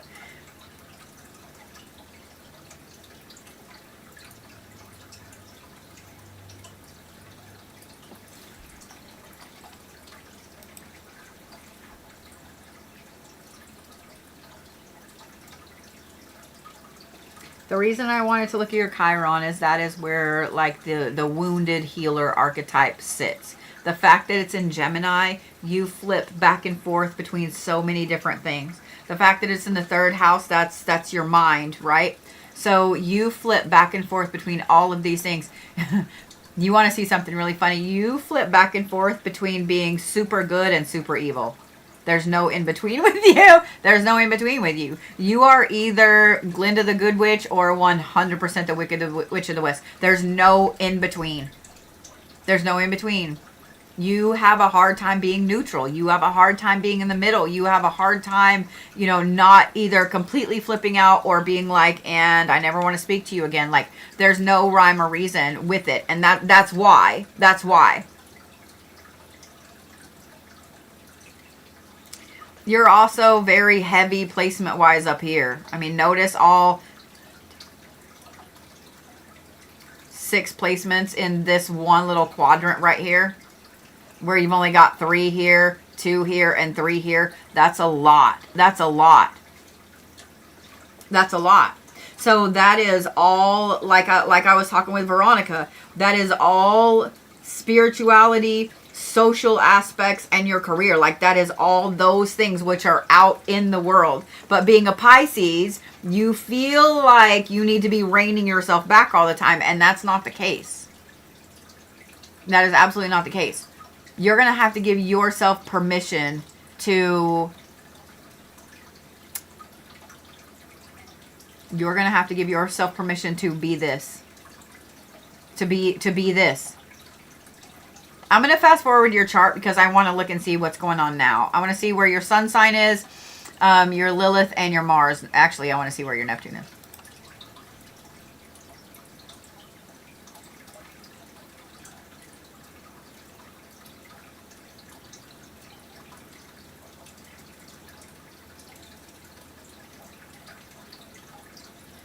Okay.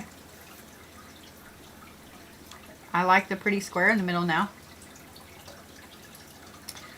I want to start right here because remember how I said I want to look at your Neptune? It's in retrograde. The reason that I said I wanted to look at that is I wanted to see where it shifted to. So it went from your 10th house down to your 8th house, which is rebirth. Notice that it's in retrograde in your chart now. Still in Capricorn, but in retrograde.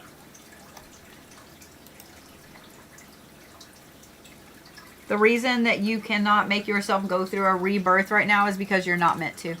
You're not meant to.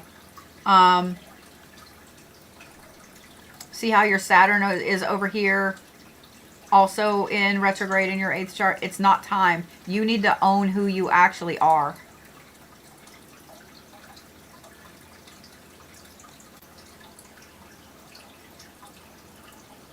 Like, you need to own who you actually are. And that's what's causing all of the problems right now. This is why your spell work isn't working. Felt like I needed to say that specifically. This is why your spell work isn't working. This is why your manifestations aren't working. This is why every time you strive to make a massive change in your life over what, the last year, I would say. Hang on, I can tell you.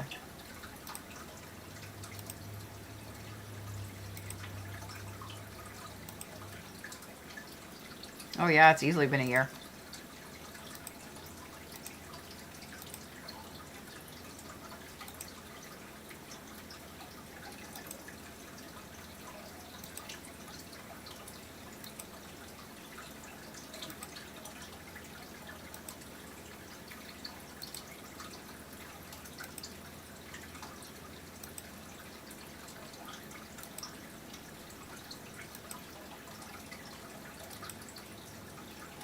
Oh, no, no, no, no.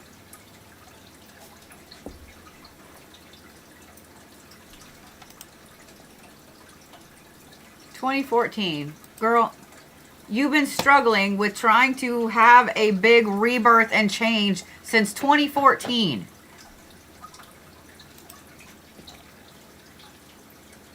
Stop struggling. I'm going to smack you. Stop struggling. Stop struggling because you have to own who you are right now. This doesn't matter. This rebirth over here doesn't matter. It doesn't matter. It's not ever going to be, it's not time.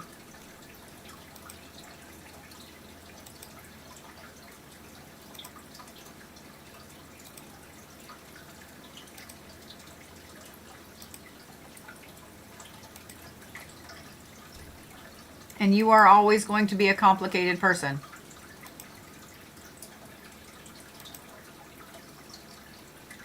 $2035 is going to be a great year for you.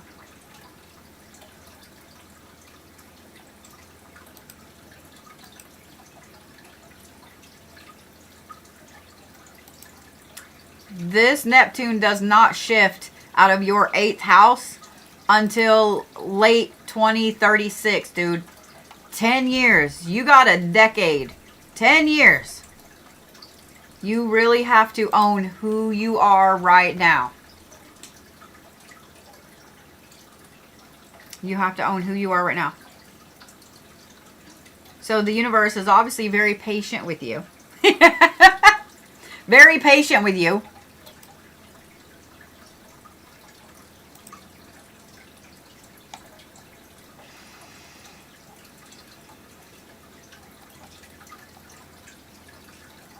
That's a lot right there. That's a lot way down there. Girl. Shit. Okay.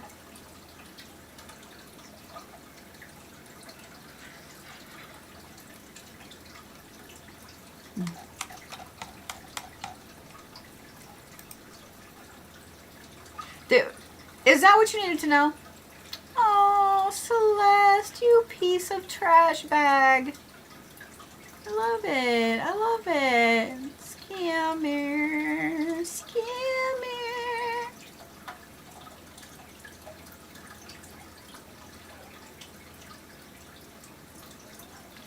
I know that these are a little different. You know, I've started doing these really intuitively with a lot of stuff.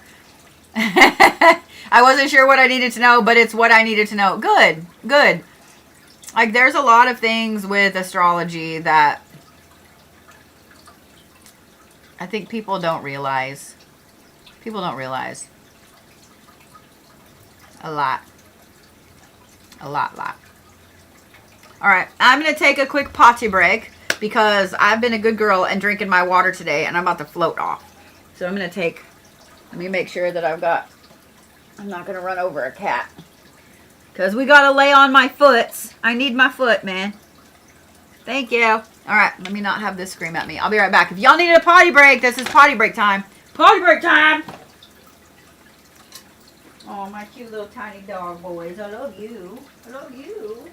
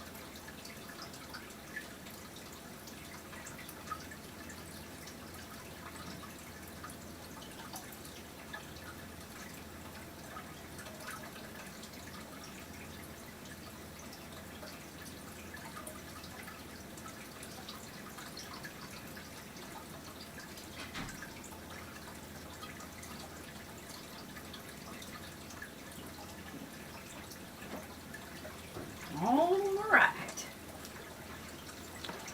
Did you miss me? Did you miss me? I turned on the weather a little bit to see what was going on. Boo, you gotta move your foot. Because I need to scoop my chair up and you know what? I like that I look down and my cat is just looking at me like I'm stupid. Like, what happened? I love him. I love him. He's looking at me like I'm stupid. Alright.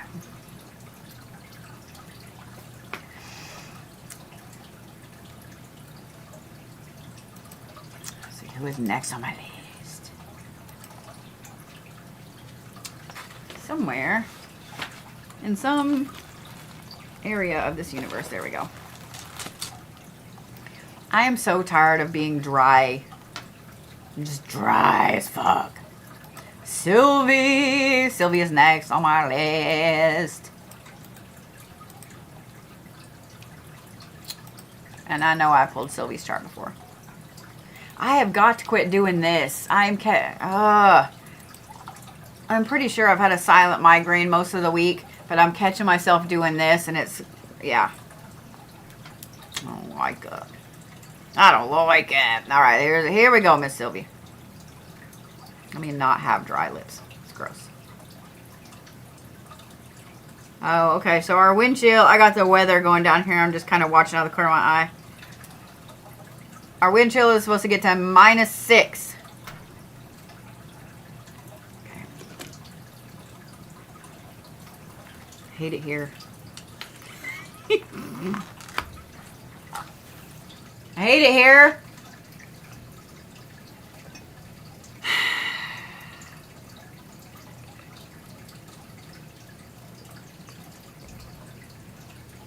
I hate it here.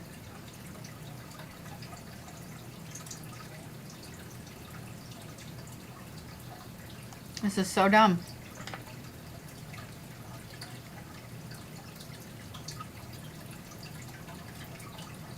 I'm looking. I've got the. I know you guys can't see it, but I've got.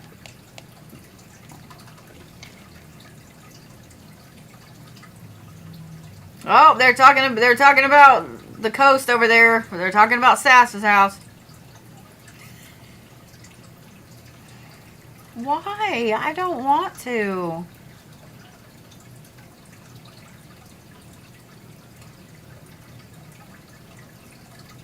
Watching the model and it roll through. What the fuck? I don't want to.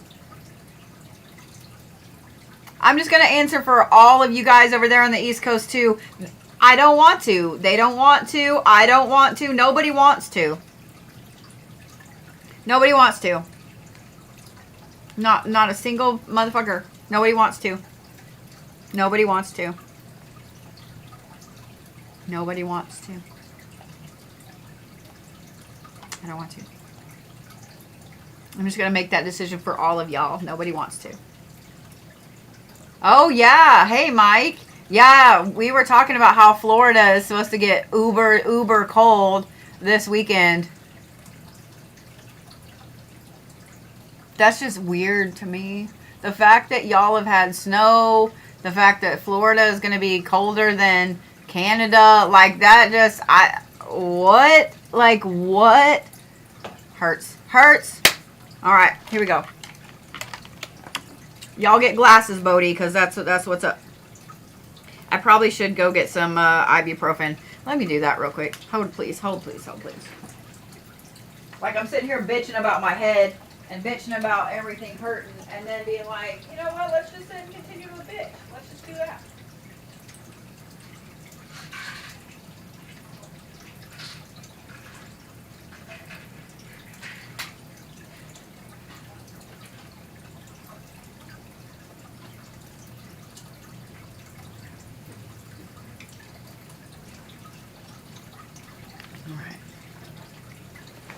All right. I'm sorry.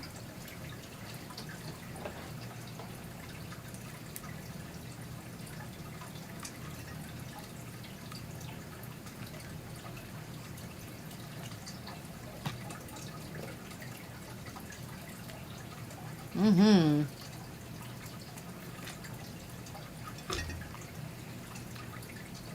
Oh. I love my son. So sweet. Okay.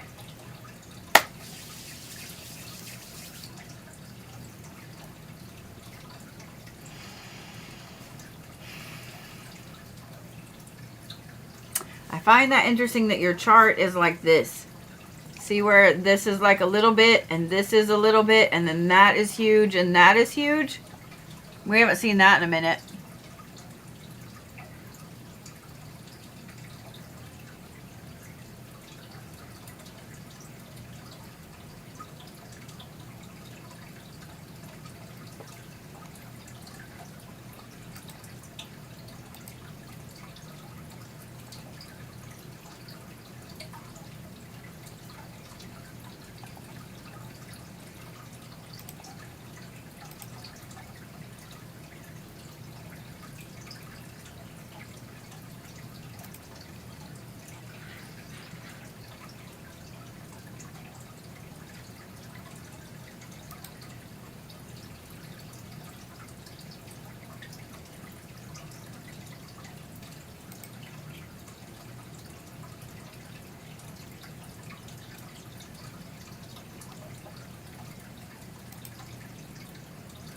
It's so funny. That's a lot of intense placements in your 9th house. Your Mars being in Leo up there in that 9th house, you are always learning something new. Like you're going to be on your deathbed at 207, like still taking a class. Like, it's so funny. All those Virgo placements. That's your Sun, your Jupiter, your Pluto, and your Uranus. Uranus is in Virgo. But all of those are in the 9th house. This is all travel. This is all higher learning. This is why you like to go. This is why you can't sit still. Like, it's not just because you're a Virgo. It's not just because of, you're rising in Sagittarius. It's not just because of that. It's because of all those placements in the 9th house. That's 5 placements in your 9th house. This is why you can't sit still. I was looking because I find it really interesting that your Uranus is, this is like the planet of rebellion, right? It's tied in with your Chiron, which is your like healer, your wounded healer. over here in the 4th house, which is in Aries. Why did I say, no, that's Sagittarius. Don't listen to me, I'm on crack. Not really, TikTok, goddamn, calm down. Okay.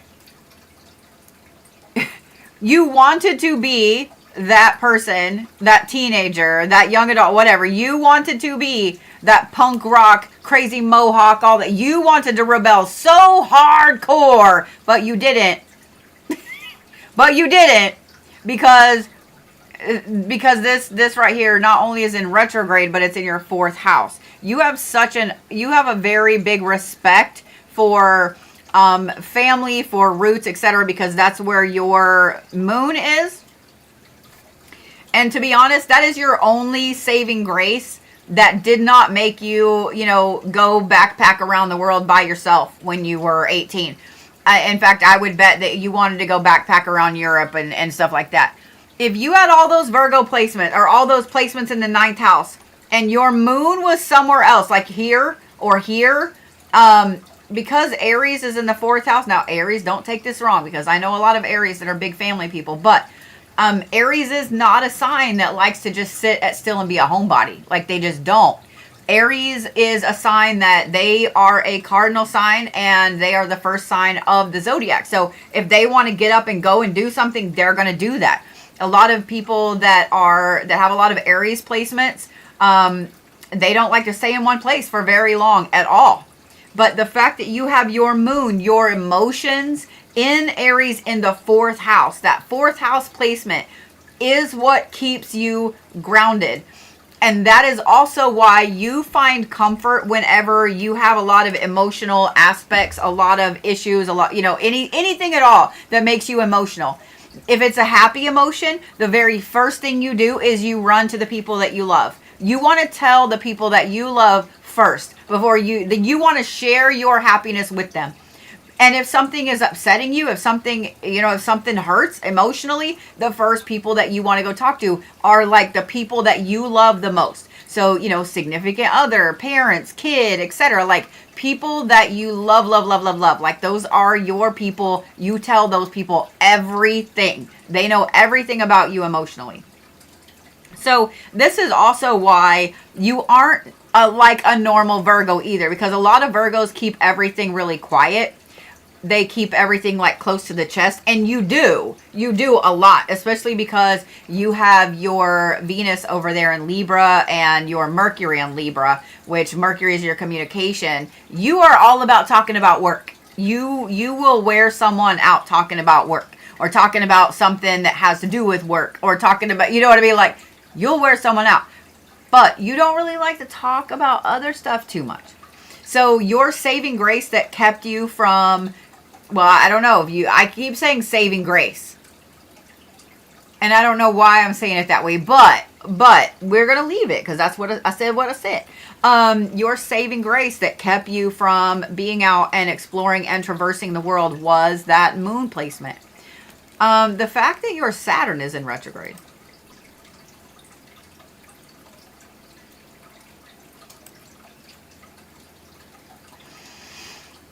The other reason that I was saying that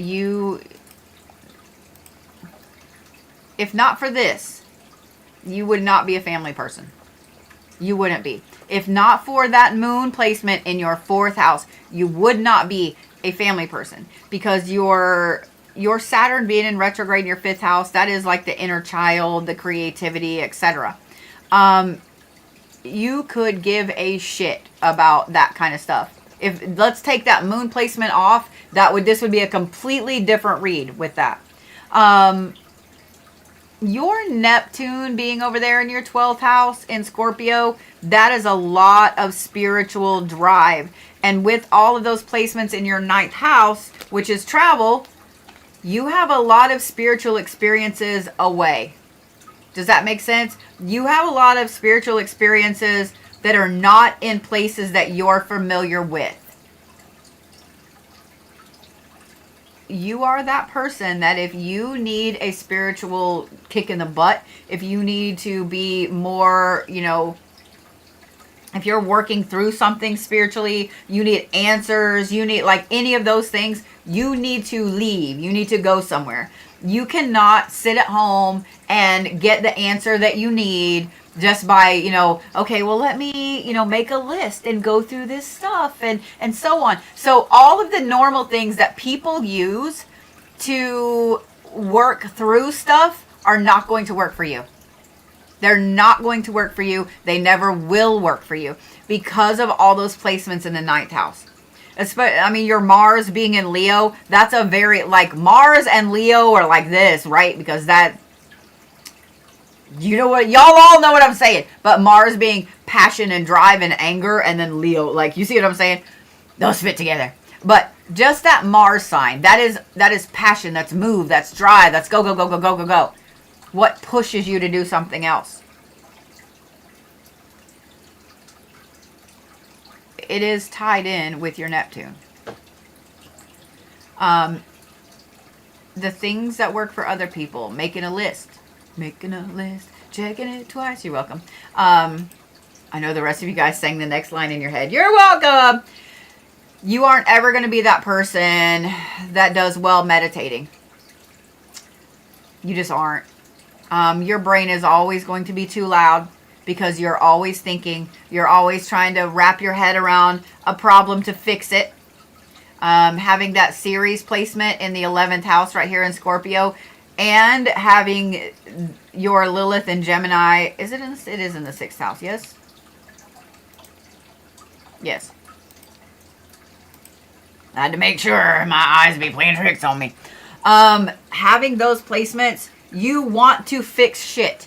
It doesn't matter if you're fixing something for business, if you're fixing something for your kid, if you're fixing something for a friend, if you're fixing something for your house, if you're trying to wrap your head around a problem out in the world. It doesn't matter. It doesn't matter. You are always wanting to fix things. Your happy place is braining through a problem. That is your happy place. And all of those placements in the 9th house also tells me that you have a very high IQ. If I looked at that because that's your personal power. Your personal power is up here. Your personal power is in higher learning and travel. And you cannot travel and not learn things. And you cannot have higher learning and not travel. You cannot have higher learning and not learn things. So that tells me that you have a high IQ. Just looking at all those placements and looking at the placements that are there.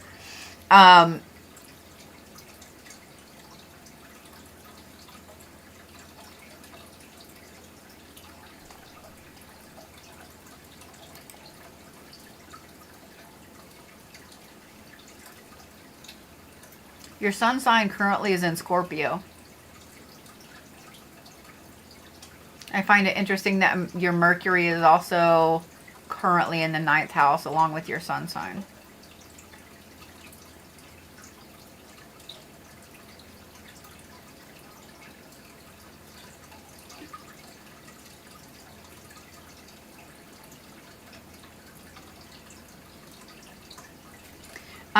This right now is a good time to look at money.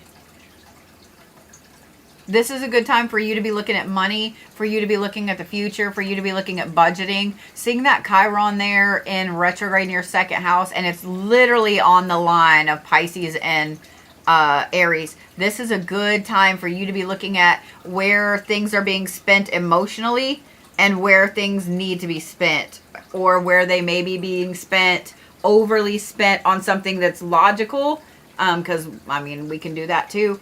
And it's a good time. It's a really good time to take a look at all of that. Because see how that placement, that Chiron placement, is literally right here, smack dab in the middle of this second one. And look what it's tied into. All of this is opposing. Okay? So what that tells me is this is the time for you to look at where you need to change things. On top of that, because I'm basing that on the 2nd house placement. But on top of that, this is Chiron, it's your wounded healer, and see how it's tied in with all of these right here.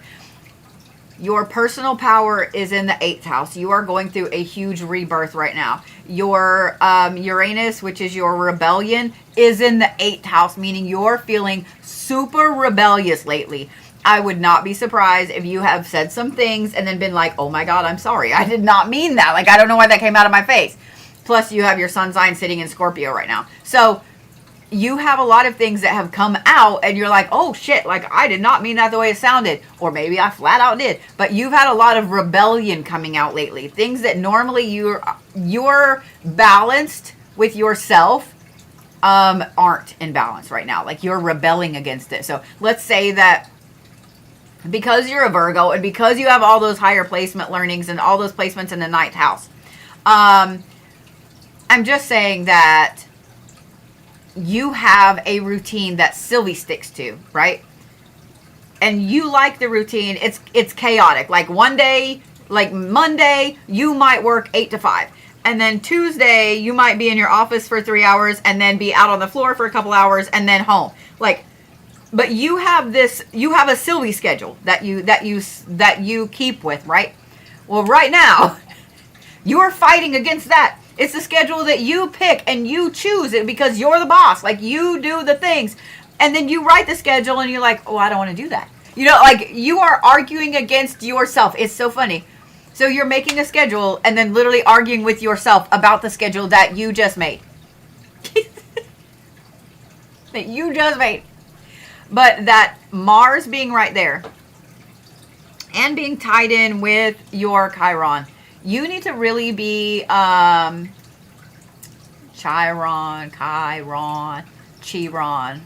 you want to say it. I say Chiron because I'm from fucking Oklahoma. I sounded Cajun there for a minute. You really need to pay attention at where you have been pushing yourself that may not be what you want. Be really honest with Sylvie right now because all of these, like I said, opposition, opposition, opposition. So the fact that your Mars is in opposition right here, you need to have a really honest talk with you about what is it that you're working towards, that you've been working towards, that you really don't want. Like deep inside, you really don't want. Be really honest with you. That Pluto placement that's tied in with your Chiron, I am not super worried about that just because of all of those placements. Hang on a minute here. Yeah, your Pluto has always been in Virgo, and the fact that it was in the ninth house when you were born, you are not somebody that questions. I mean, am I saying that it doesn't hurt your feelings when somebody says that you don't look good enough, pretty enough, whatever? No, because we all feel that way. If somebody tells us that we're ugly or whatever, it hurts. Like, it hurts, right? You know? So I'm not saying that. But you are never, ever going to be someone that gives a shit what somebody actually thinks about you. Like, you're just not. You're just not. Now, if someone calls you stupid, that's different. If someone questions your brain, if someone questions your knowledge, if someone questions your IQ, that pisses you off. That pisses you off. That brings this out. And that brings this out. You could give a shit if somebody makes fun of you for any physical characteristic. You don't care. Like, okay, whatever, dude, you know. But them insulting your intelligence, that sends you into like the red vision rage pretty much. So I am not worried about this right now. There is no way my sugar is low.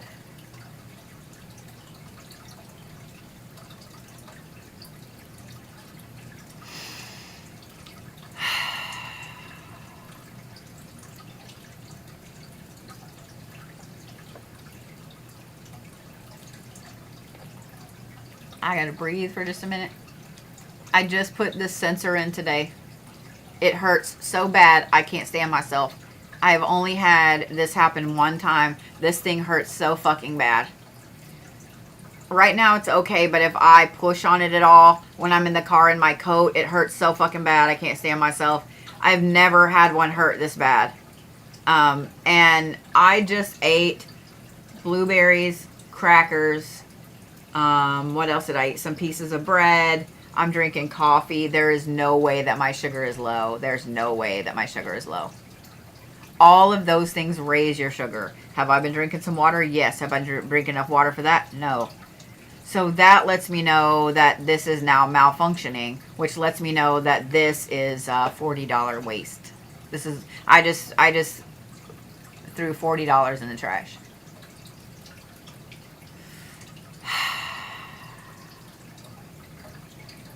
Exactly. When they hurt, it means it didn't go in right. So I will have to take this out of my arm and then go and get another one. It's so funny too. I know usually this arm is not good for them. My right arm is better, but my right arm needs a break. It's a different kind of pain. It is a different kind of pain. Like you cannot, it's the weirdest pain too. So I'm mad. Like, that's $40 fucking down the drain. $40 fucking. All right. Sylvie.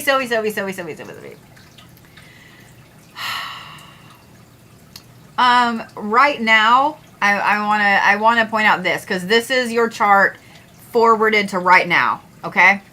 I want you to take a look at your Venus placement right here, because it's currently in Sagittarius, which is a very outspoken, very driven sign, very kind of show off sign. Not in a bad way, but just show out sign.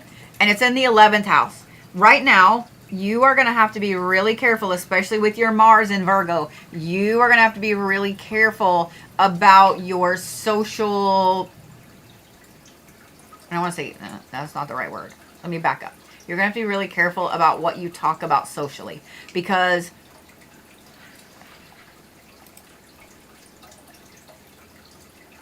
okay.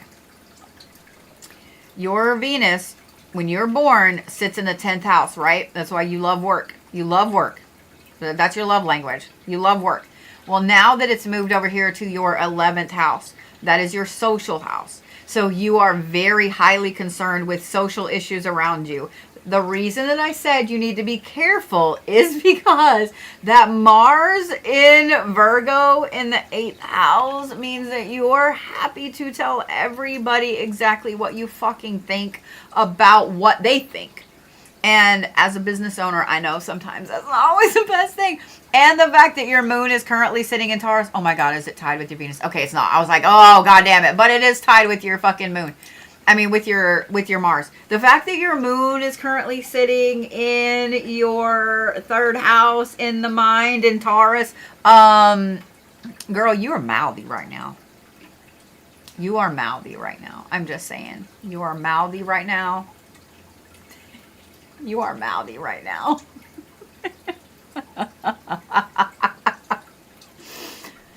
I will say this too. Because I'm looking at the middle of your chart, and I want you to notice how the red, son of a bitch, how the red looks like an hourglass. Do you see it? Do you see it? See how it looks like an hourglass? You feel time is ticking. You feel like you can hear it in your head, like tick, tick, tick. Like you can feel this countdown. You can feel it. You can feel it. I don't know what it is for you because I can't see from here. You don't know. I don't know what it is for you, but you feel this. You feel this really hardcore. You feel this really hardcore. I'm just saying, you feel this really, really hardcore. Notice it's not there. You can suck a butt.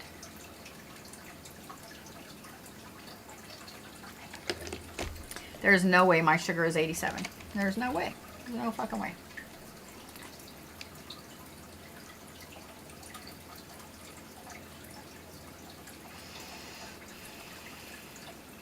Are you really good in math? Are you like really good in math, Sylvie? Here's why I ask. Because this looks like a fractal. See the points? It looks like a fractal. No? Is it physics then?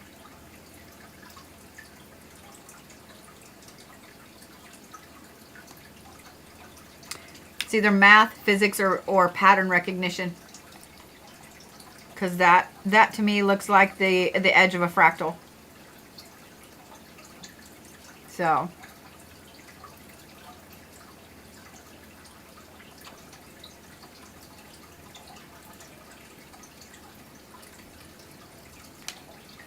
What the heck?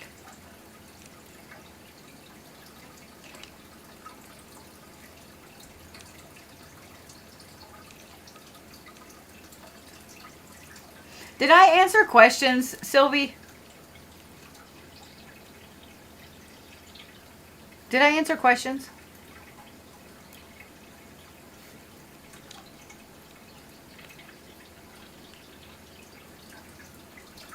Okay.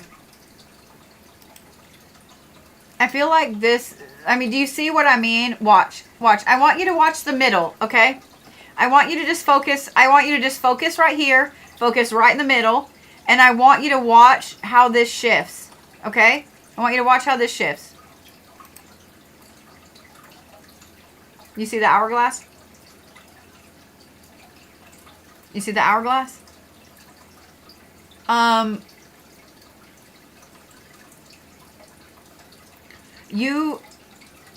I think we have a reschedule anyway, so I'll message you.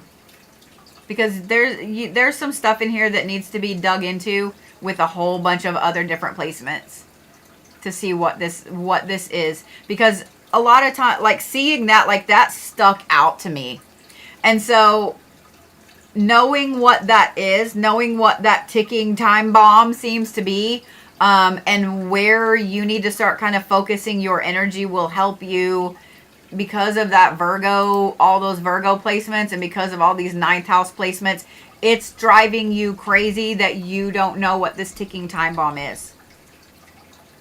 I don't want to say time bomb because that's not right. You want to know what this timer's for.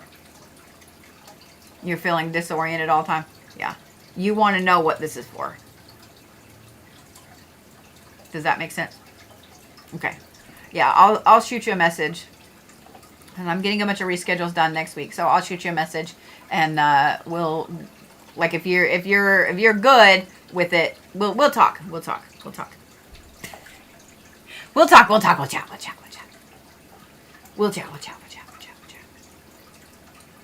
All right.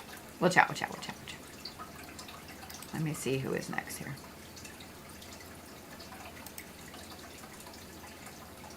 Sometimes I really think that I am not super smart, because I knew when I sat down that I should have totally taken some Tylenol. All right, Ava is next. Let me get your chart done over here, because I don't think I pulled a chart for you before, have I, Ava? You're welcome, Sylvie Pooh.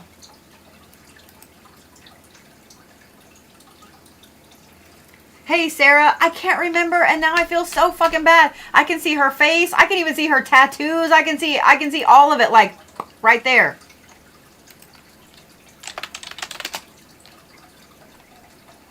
I'll remember after I get off the live stream. I'll be like, oh, yeah, blah, blah, blah. It's going to piss me off.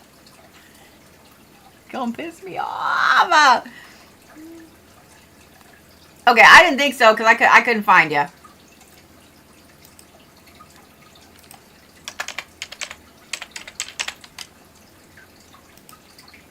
Son of a bitch, wrong one.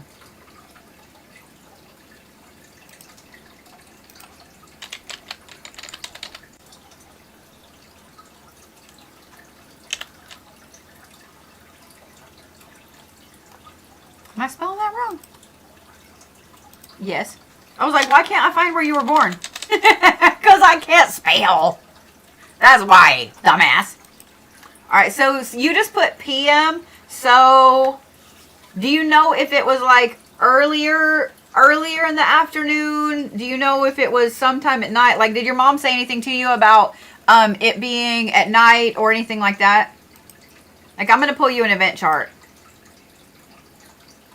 But I'm trying to decide, like, do I make it at 5 o'clock? Do I, like, 6 o'clock is halfway between. So, yeah.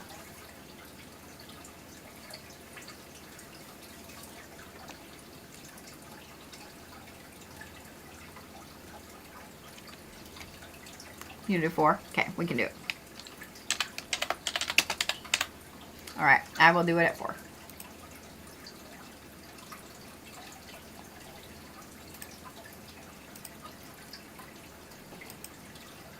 What the fuck?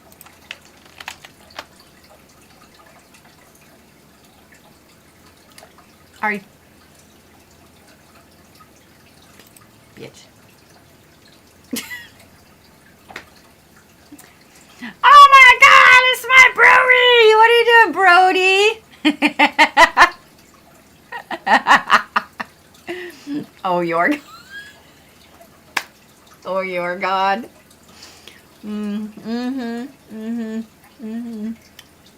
One of these days, I'm going to have to read Brody's chart.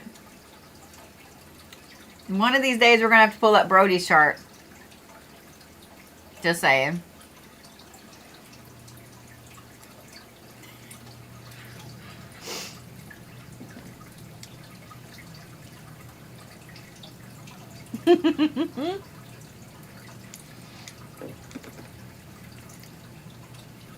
For those of you guys that don't know, hold on.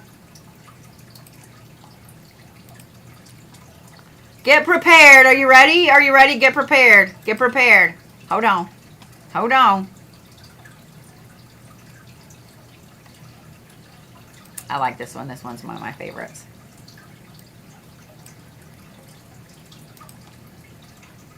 You ready? Because y'all have to see this. Y'all have to see it.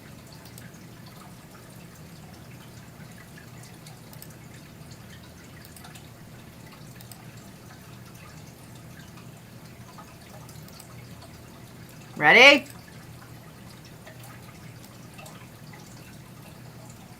Look it. Look it. Look it. Look it. Look what my Brody did. Tell me that is not the cutest little tiny face. Tell me that's not the cutest little tiny face. Look it. Look at what Brody did. There is Miss Chloe. For those of you guys that hadn't got to see her very clearly on photos or whatever. But there is Miss Chloe. Look at that little cute little face. For those of you guys that didn't know, Brody and Allie are parents. She was born in December. Little Sagittarius. With a Leo dad and an Aries mom. But, yep, that is my first grandbaby right there. Looky.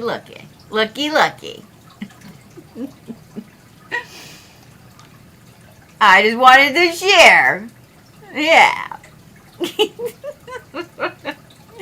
But is that not the cutest little face? This is not the cutest little face. All right. Yes, 100% a fire family. I won't make y'all keep staring at the baby because I know some of y'all are like, we're here for astrology, ho.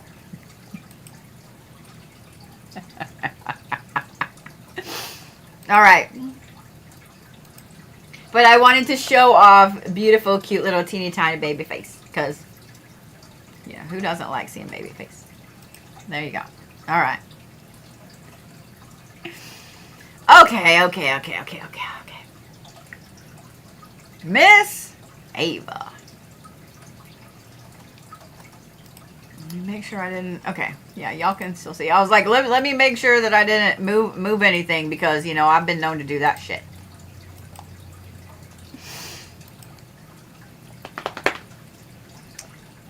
Aw, I'm glad you popped in and said hi, honey. I love you. I miss you. I'll miss you. I miss you. All right, Miss Ava. Those are some crazy squares, dude.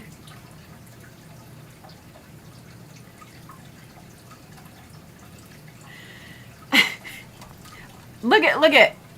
Tell me that you have ADHD without telling me you have ADHD. Tell me that you have OCD without telling me you have OCD. Look. Okay, so straight line, right? Straight line. See how there's a line that goes to both of them? And then look, directly in the middle. Directly in the middle. That is like the perfectest square with square. Come on now. There's even a square on the line, and a square on the line, and a square on the line. Come on. Ava, come on.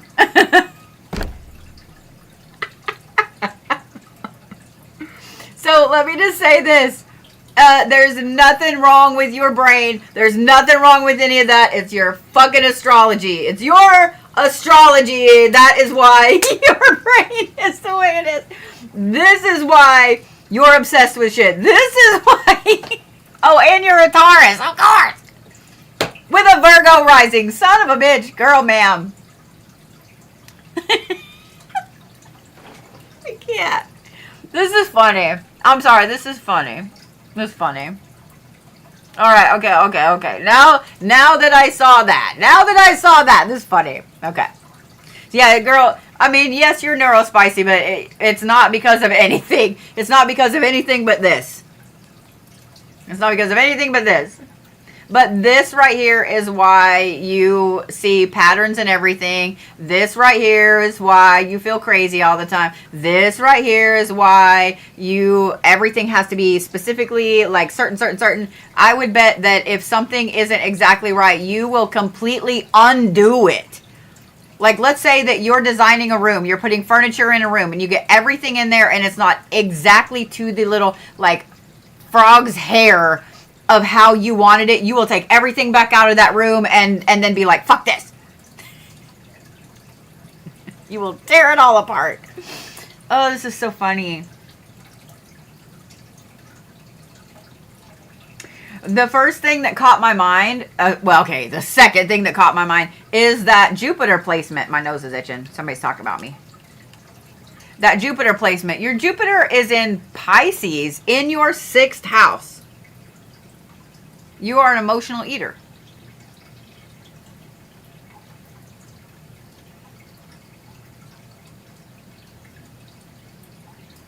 And being a Taurus, you love food. So, there's that. The reason I say you're an emotional eater is because the 6th house is your health.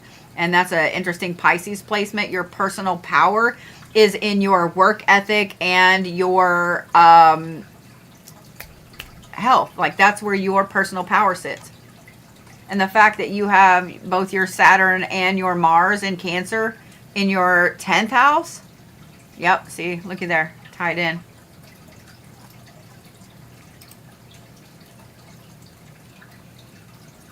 Yep. Nothing bad about it. It's just that's what helps you think. Like, you are that person that if you... Okay, so like where we were talking about Sylvie's chart. Where Sylvie needs to leave. She needs to travel. She needs to go somewhere to wrap her head around a problem. You need food. You need food. You are definitely one of those people that gets hangry. You need food. So when you have a big problem and you're trying to figure out what to do about it, you're trying to work your way through it. Food. Food. Something you can mindlessly snack on. Something you can mindlessly snack on. That will help you more than anything. So from now on, when you're trying to work through a problem, meditation will help. Don't get me wrong. But just a snacky snack. You know, just a charcuterie board. Something that allows you... Fucking shit. Some bitch. This is the most accurate thing ever. Something that will allow you to mindlessly snack, where you don't got to worry about like sugar or carbs or any of that stuff, just mindlessly, right? That right there will help you knuckle down and focus on that problem. And I guarantee you, like mid-bite, you'll be like, oh shit, okay, this is what I got to do. I mean, I guarantee you.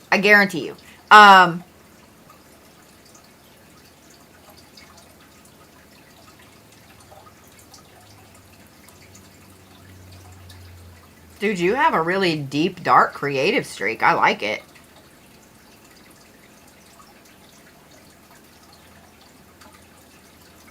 I would be willing to bet that you have this really intense creativity. You love all things like gothic and horror and all of those, like you love that stuff, paranormal and ghosts, and you love all of that stuff, but you don't ever show anybody your stuff. You don't ever show anybody your artwork because that, golly, it goes to everything.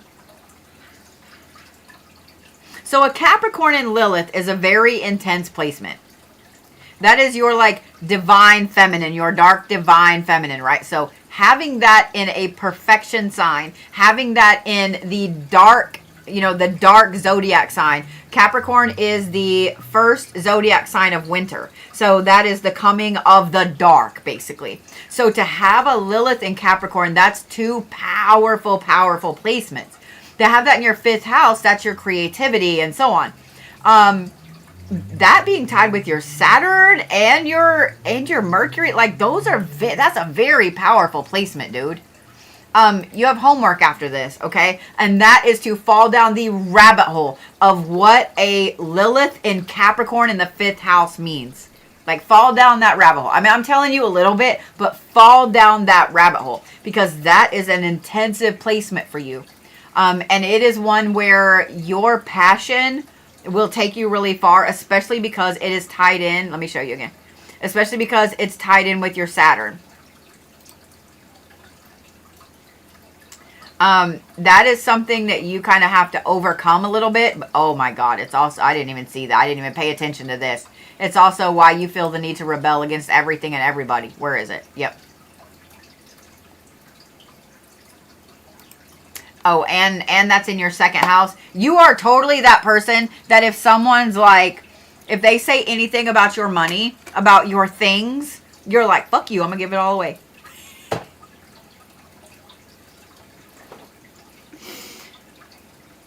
If someone trashes how much money you have, the things you have, etc., you go completely the opposite way. They make fun of you for not having enough. You're going to work your ass off because of that Mars in your 10th house. You're going to work your ass off to prove them wrong. If someone says, oh my God, I can't believe you have such a nice car, your first instinct is, let me go crash the bitch. You know, like that's your first instinct is to be like, well, fuck you, now I don't want it. Like that's your first instinct. But that Lilith placement, it rules a lot of things. It is a lot. That rules a lot of how you are, why you are, how you are. Your Jupiter has a lot of effect on you as well.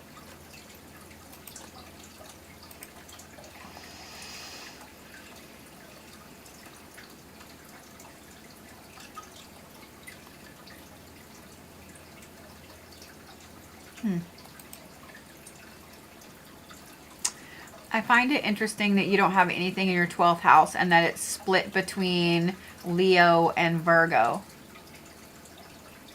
I'm going to look at now. Whoa, okay.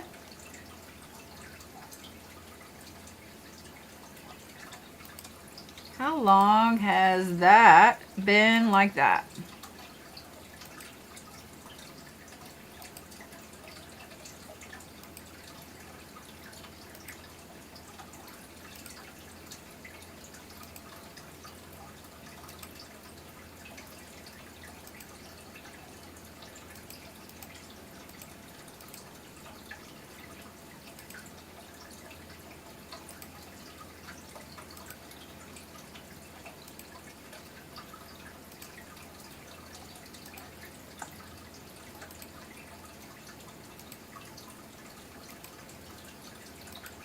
I'm looking at something specific. Hold on.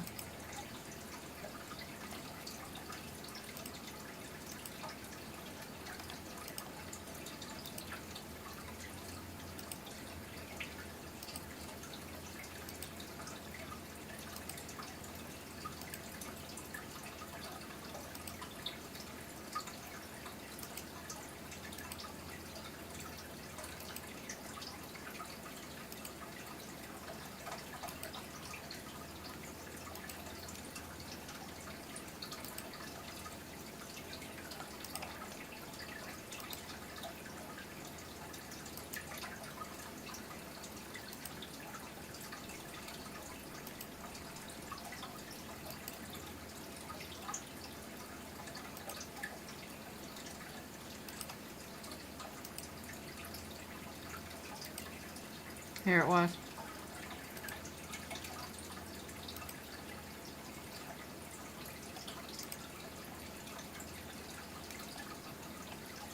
So you went through a huge spiritual shift in October of 2022. A huge one. Because between October and November of 2022, your Uranus shifted from your first house to your 12th house, and being in retrograde, that is a humongous rebellion. So you went from rebelling against who you felt you've always been, with that being in the first house, to rebelling against everything spiritually that you'd ever been taught.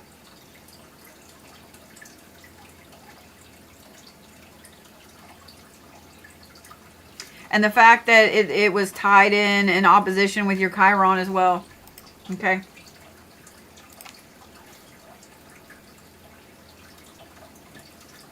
Girl, you're gonna be in this spiritual fight for a hot minute.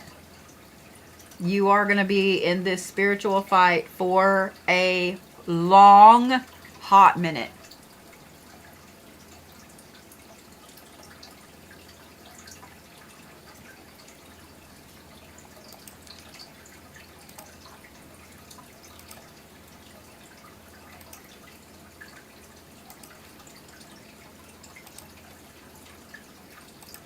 Like you just entered it in 2022.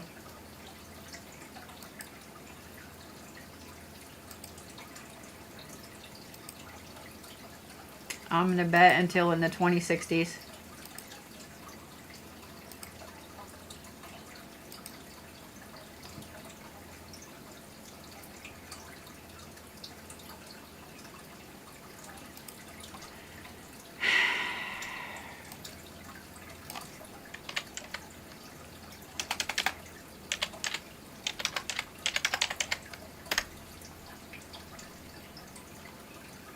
Yeah, like even 10 years from now, it's still there. But it's not in retrograde. Okay, hold.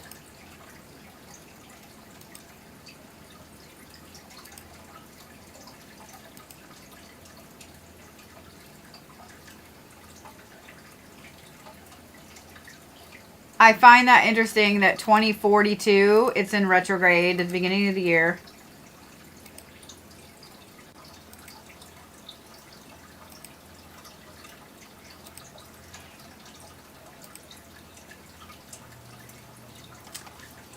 July of 2042 is when your Uranus goes out of retrograde in your chart. You are going to be in this crazy aspect of spiritual rebellion for a long time. For a long time. That's what, 16 years? That's 16 years. So altogether, that's 20 years, dude. That's 20 years that you're going to be in this rebellion. Because 2022 to 2042, that's 20 years you're going to be in this rebellion. Now, when that happens, when that shift happens and you're no longer in that retrograde with your Uranus placement, that is you full on stepping into yourself, your spiritual path, who you are. I don't know if moving is on your radar, but my advice is going to be this. If it is, and you're like, another 16 years sounds like a long time to be in this shit. Like, it's not like I don't think I want to do 16 more years in this turmoil. I would have some relocation astrology done and find out what's going to be a better place for you spiritually to be in. Like what area, what line is going to be better for you spiritually to be in. Because I think that with this placement, here we go. This is now, okay? With this placement, this is a lot of things. Like your money right now, you have no idea what you want to do with your money. You have no idea, because this is your Neptune. So your Neptune also is your spiritual self, and that being in retrograde in your second house in Sagittarius, you are kind of throwing yourself at all these things spiritually, trying to fix whatever this is, whatever you feel is broken. That's actually one of the things you were wondering about. Glad I'm doing this intuitively. Whatever this is right here. you're stressed about money constantly, even when all your bills are paid, even when everything is fine. You are so stressed about money right now. It's not even funny. And you're stressed about your spiritual path because of that fucking Uranus placement. Fucking Uranus.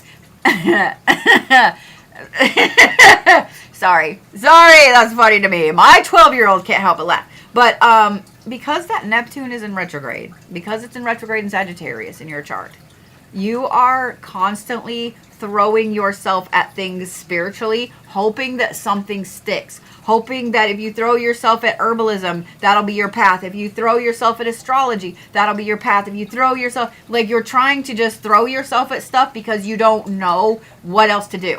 Like, you're literally just trying to fucking hacky sack your way through it. And you've got this crazy drive going on right now. Dude, this is a lot. This is a lot. I would legitimately have an astrocartography chart pulled and see what is better for you, what places are better for you.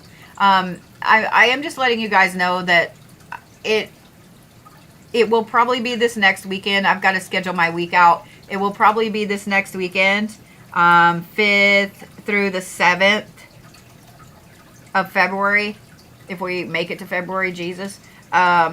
Jesus, Lord God. Okay, if we make it to February, next weekend I will be doing relocation astrology. So if you want to wait and book one with me, I'd be happy to do one for you. If you want to book with someone else because you need to know right now, I totally get that too. You're not gonna hurt my feels.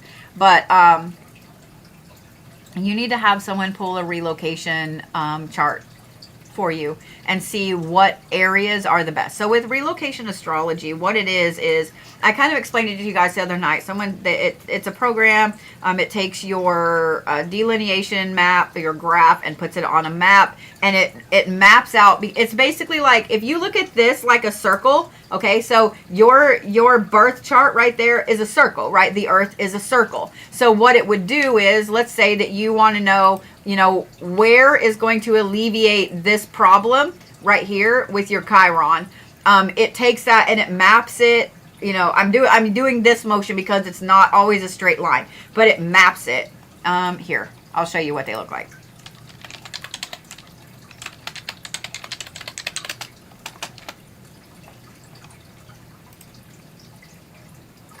So see how they're not straight lines?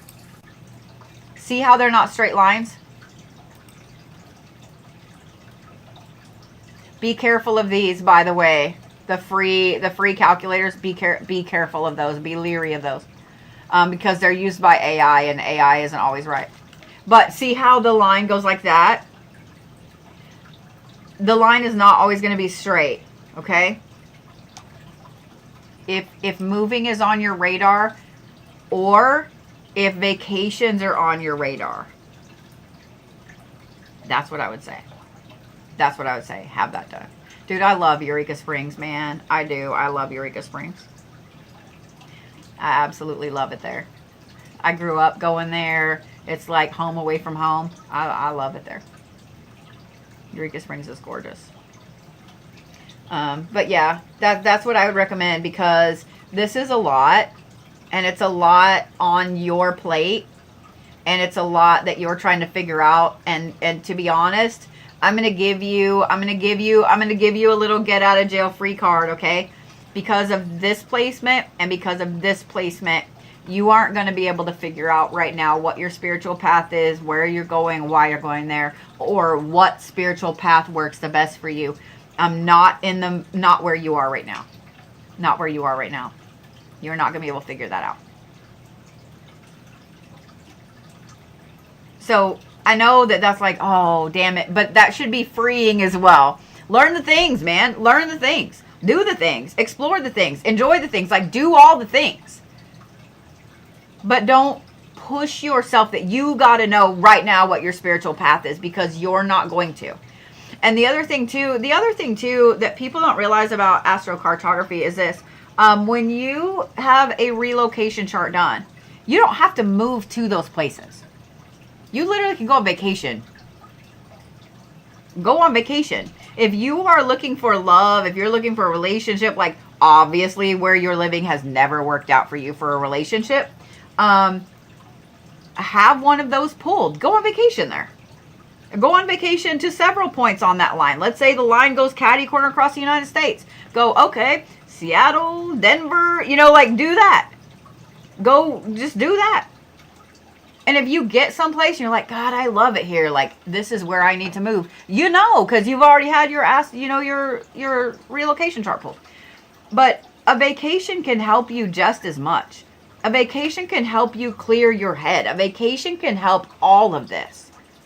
Do you see what I'm saying? So astrocartography is not just to figure out where to move to. It's for a lot of different things, a lot of different purposes. The other thing that I love about astrocartography is that you can find out where things are in opposition. For me, I know I am not ever going to find my person in Tulsa, Oklahoma. I'm not. I've married 2 guys from here, and I've been engaged to 2 other guys from here. I hate it here. I obviously know this is not where my Venus is happy. You know, it's like, absolutely not. It can show you where things are in opposition. And then you can go, oh, well, shit, no wonder I've never found a good job here. Or, oh, shit, no wonder my creativity just went whenever I moved here. Do you see? So, yeah. That's totally what I'm going to recommend. I'm going to go back to your event chart. Now, keep in mind that because you don't know your exact birth time, this is an event chart. So this is a snapshot of 4 o'clock in the afternoon on the day you were born. So it's, if you do find out the time you were born, some things can change and shift. But this is an event chart for that moment in time. You are also one of those people, you're in Oklahoma and can't find friends. I think a relocation chart would probably do you fantastically well then. Seriously. And I'm sorry. I'm sorry. That makes me sad. That makes me sad. It does. But I feel that on a deep level. I was talking to Sass the other day, and I was like, dude, I do not have friends here. I don't have friends here. Do I know a lot of people here? Yeah, I've lived here my entire adult life. I've lived here since the late 80s. So I know a lot of people here. You know what I mean? But I don't have friends here. So I feel that on a deep level. I feel that on a deep, deep level. Like, yeah, finding all of my friends, all of my good friends do not live anywhere close to me. Like Sass is like 16 hours away. Christine is 4. You know, Scarly is what, 8. So yeah, I get it. I get it. I think Brett is 2. Brandon, are you 2? I think you're like 3. So yeah. All of the people that I could call and be like, I am stuck on the side of the road, please come help me. Now don't get me wrong, my dad's here and stuff like that. You know, but like, does that make sense? So if you guys feel like that, oh, I'm sorry that so many of you guys understand that. I'm so sorry. That is a big thing. That's a big thing. Where your Venus line sits, those kind of things, yeah, that can help you figure out where to be. That can help you figure out where to be. So you said that was one of the questions that you wanted to know. Also this too, right here.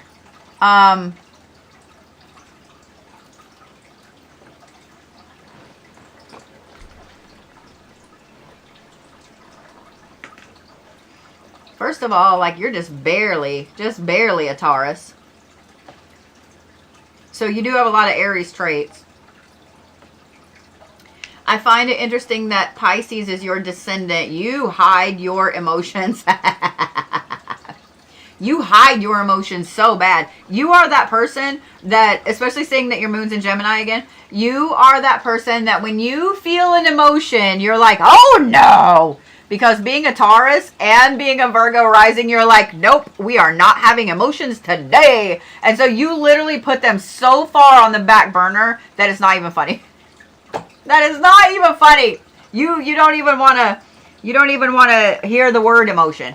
And the fact that your descendant is in Pisces, like this line right here, the fact that your descendant is in Pisces, that tells me that is a shadow thing that you have to work on.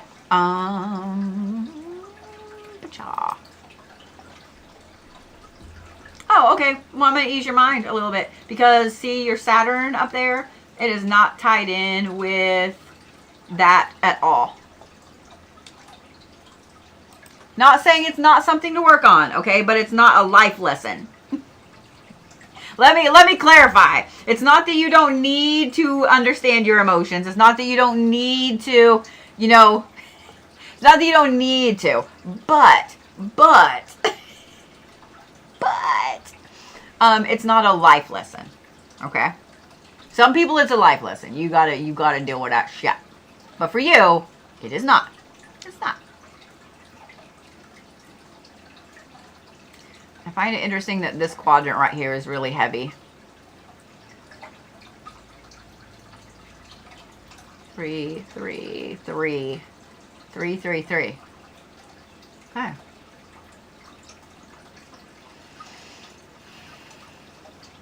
And then 6 up there.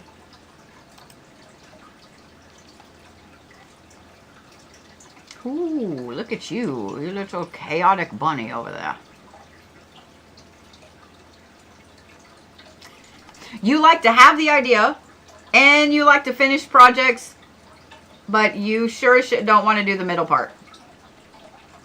You want to open the door, and you want to close the door, but you don't want to walk to the hallway. And I love this too right here, that your chart is mostly water, and you are like, I don't have emotions though.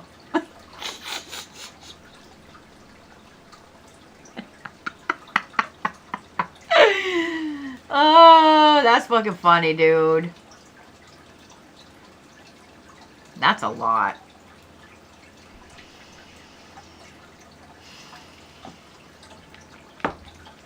So remember how I said these were evenly balanced? Those bottom 3 quadrants. I find it very interesting that this one up here is your heftiest one.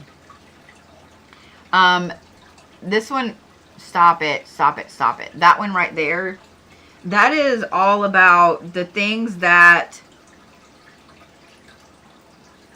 not only the things that you take in, but it's also a lot of stuff you do naturally. So that higher learning, that travel, that you owning who you are. I think that you have probably always been in a state of rebirth your entire life. I would not be surprised to know that you have made a lot of shifts, especially with your son being in your 8th house. A lot of shifts, a lot of changes, a lot of, you know, I've been 6 people in my life. Like, I would not be surprised if that's you. I would not be surprised if that's you. In fact, I know it is because I'm looking at it right there. I'm looking at it right there.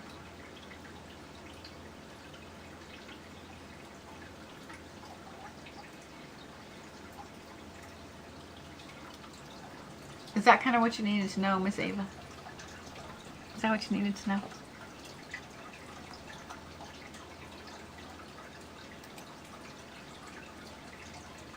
I just messed something up. Hold on.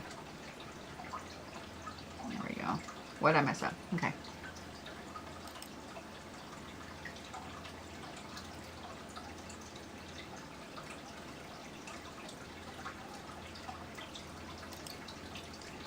Y'all, that was bright. That accosted my eyeballs. Yeah, that hurt. That kind of hurted. I am going to get off here. I have to go pick up my kid. She just said, please come get me. I'm almost done. So let me go pick up my kid. I'm going to come back and we're going to do some little chitty chatties. If the weather has not iced the roads over, I should be back fairly quickly, meaning I can get on and do a couple more. If not, I will get everybody else done tomorrow evening, and I will get now that I know my kid's schedule, I can actually get that scheduled. So if I didn't get to you tonight, I will get to you tomorrow afternoon. And yeah, I'm gonna go pick up my kid. Thankfully, she's off work before it's not whatever the fuck the weather's gonna do now. It's fucking stupid. It's fucking stupid. So, alright guys, I will see y'all. I'll see y'all in a little bit. If you guys did not get on the list for tonight or tomorrow, I will be updating my schedule for more astrology aspects over the next couple of weeks, okay? All right. I'm going to go get my kid. See you later.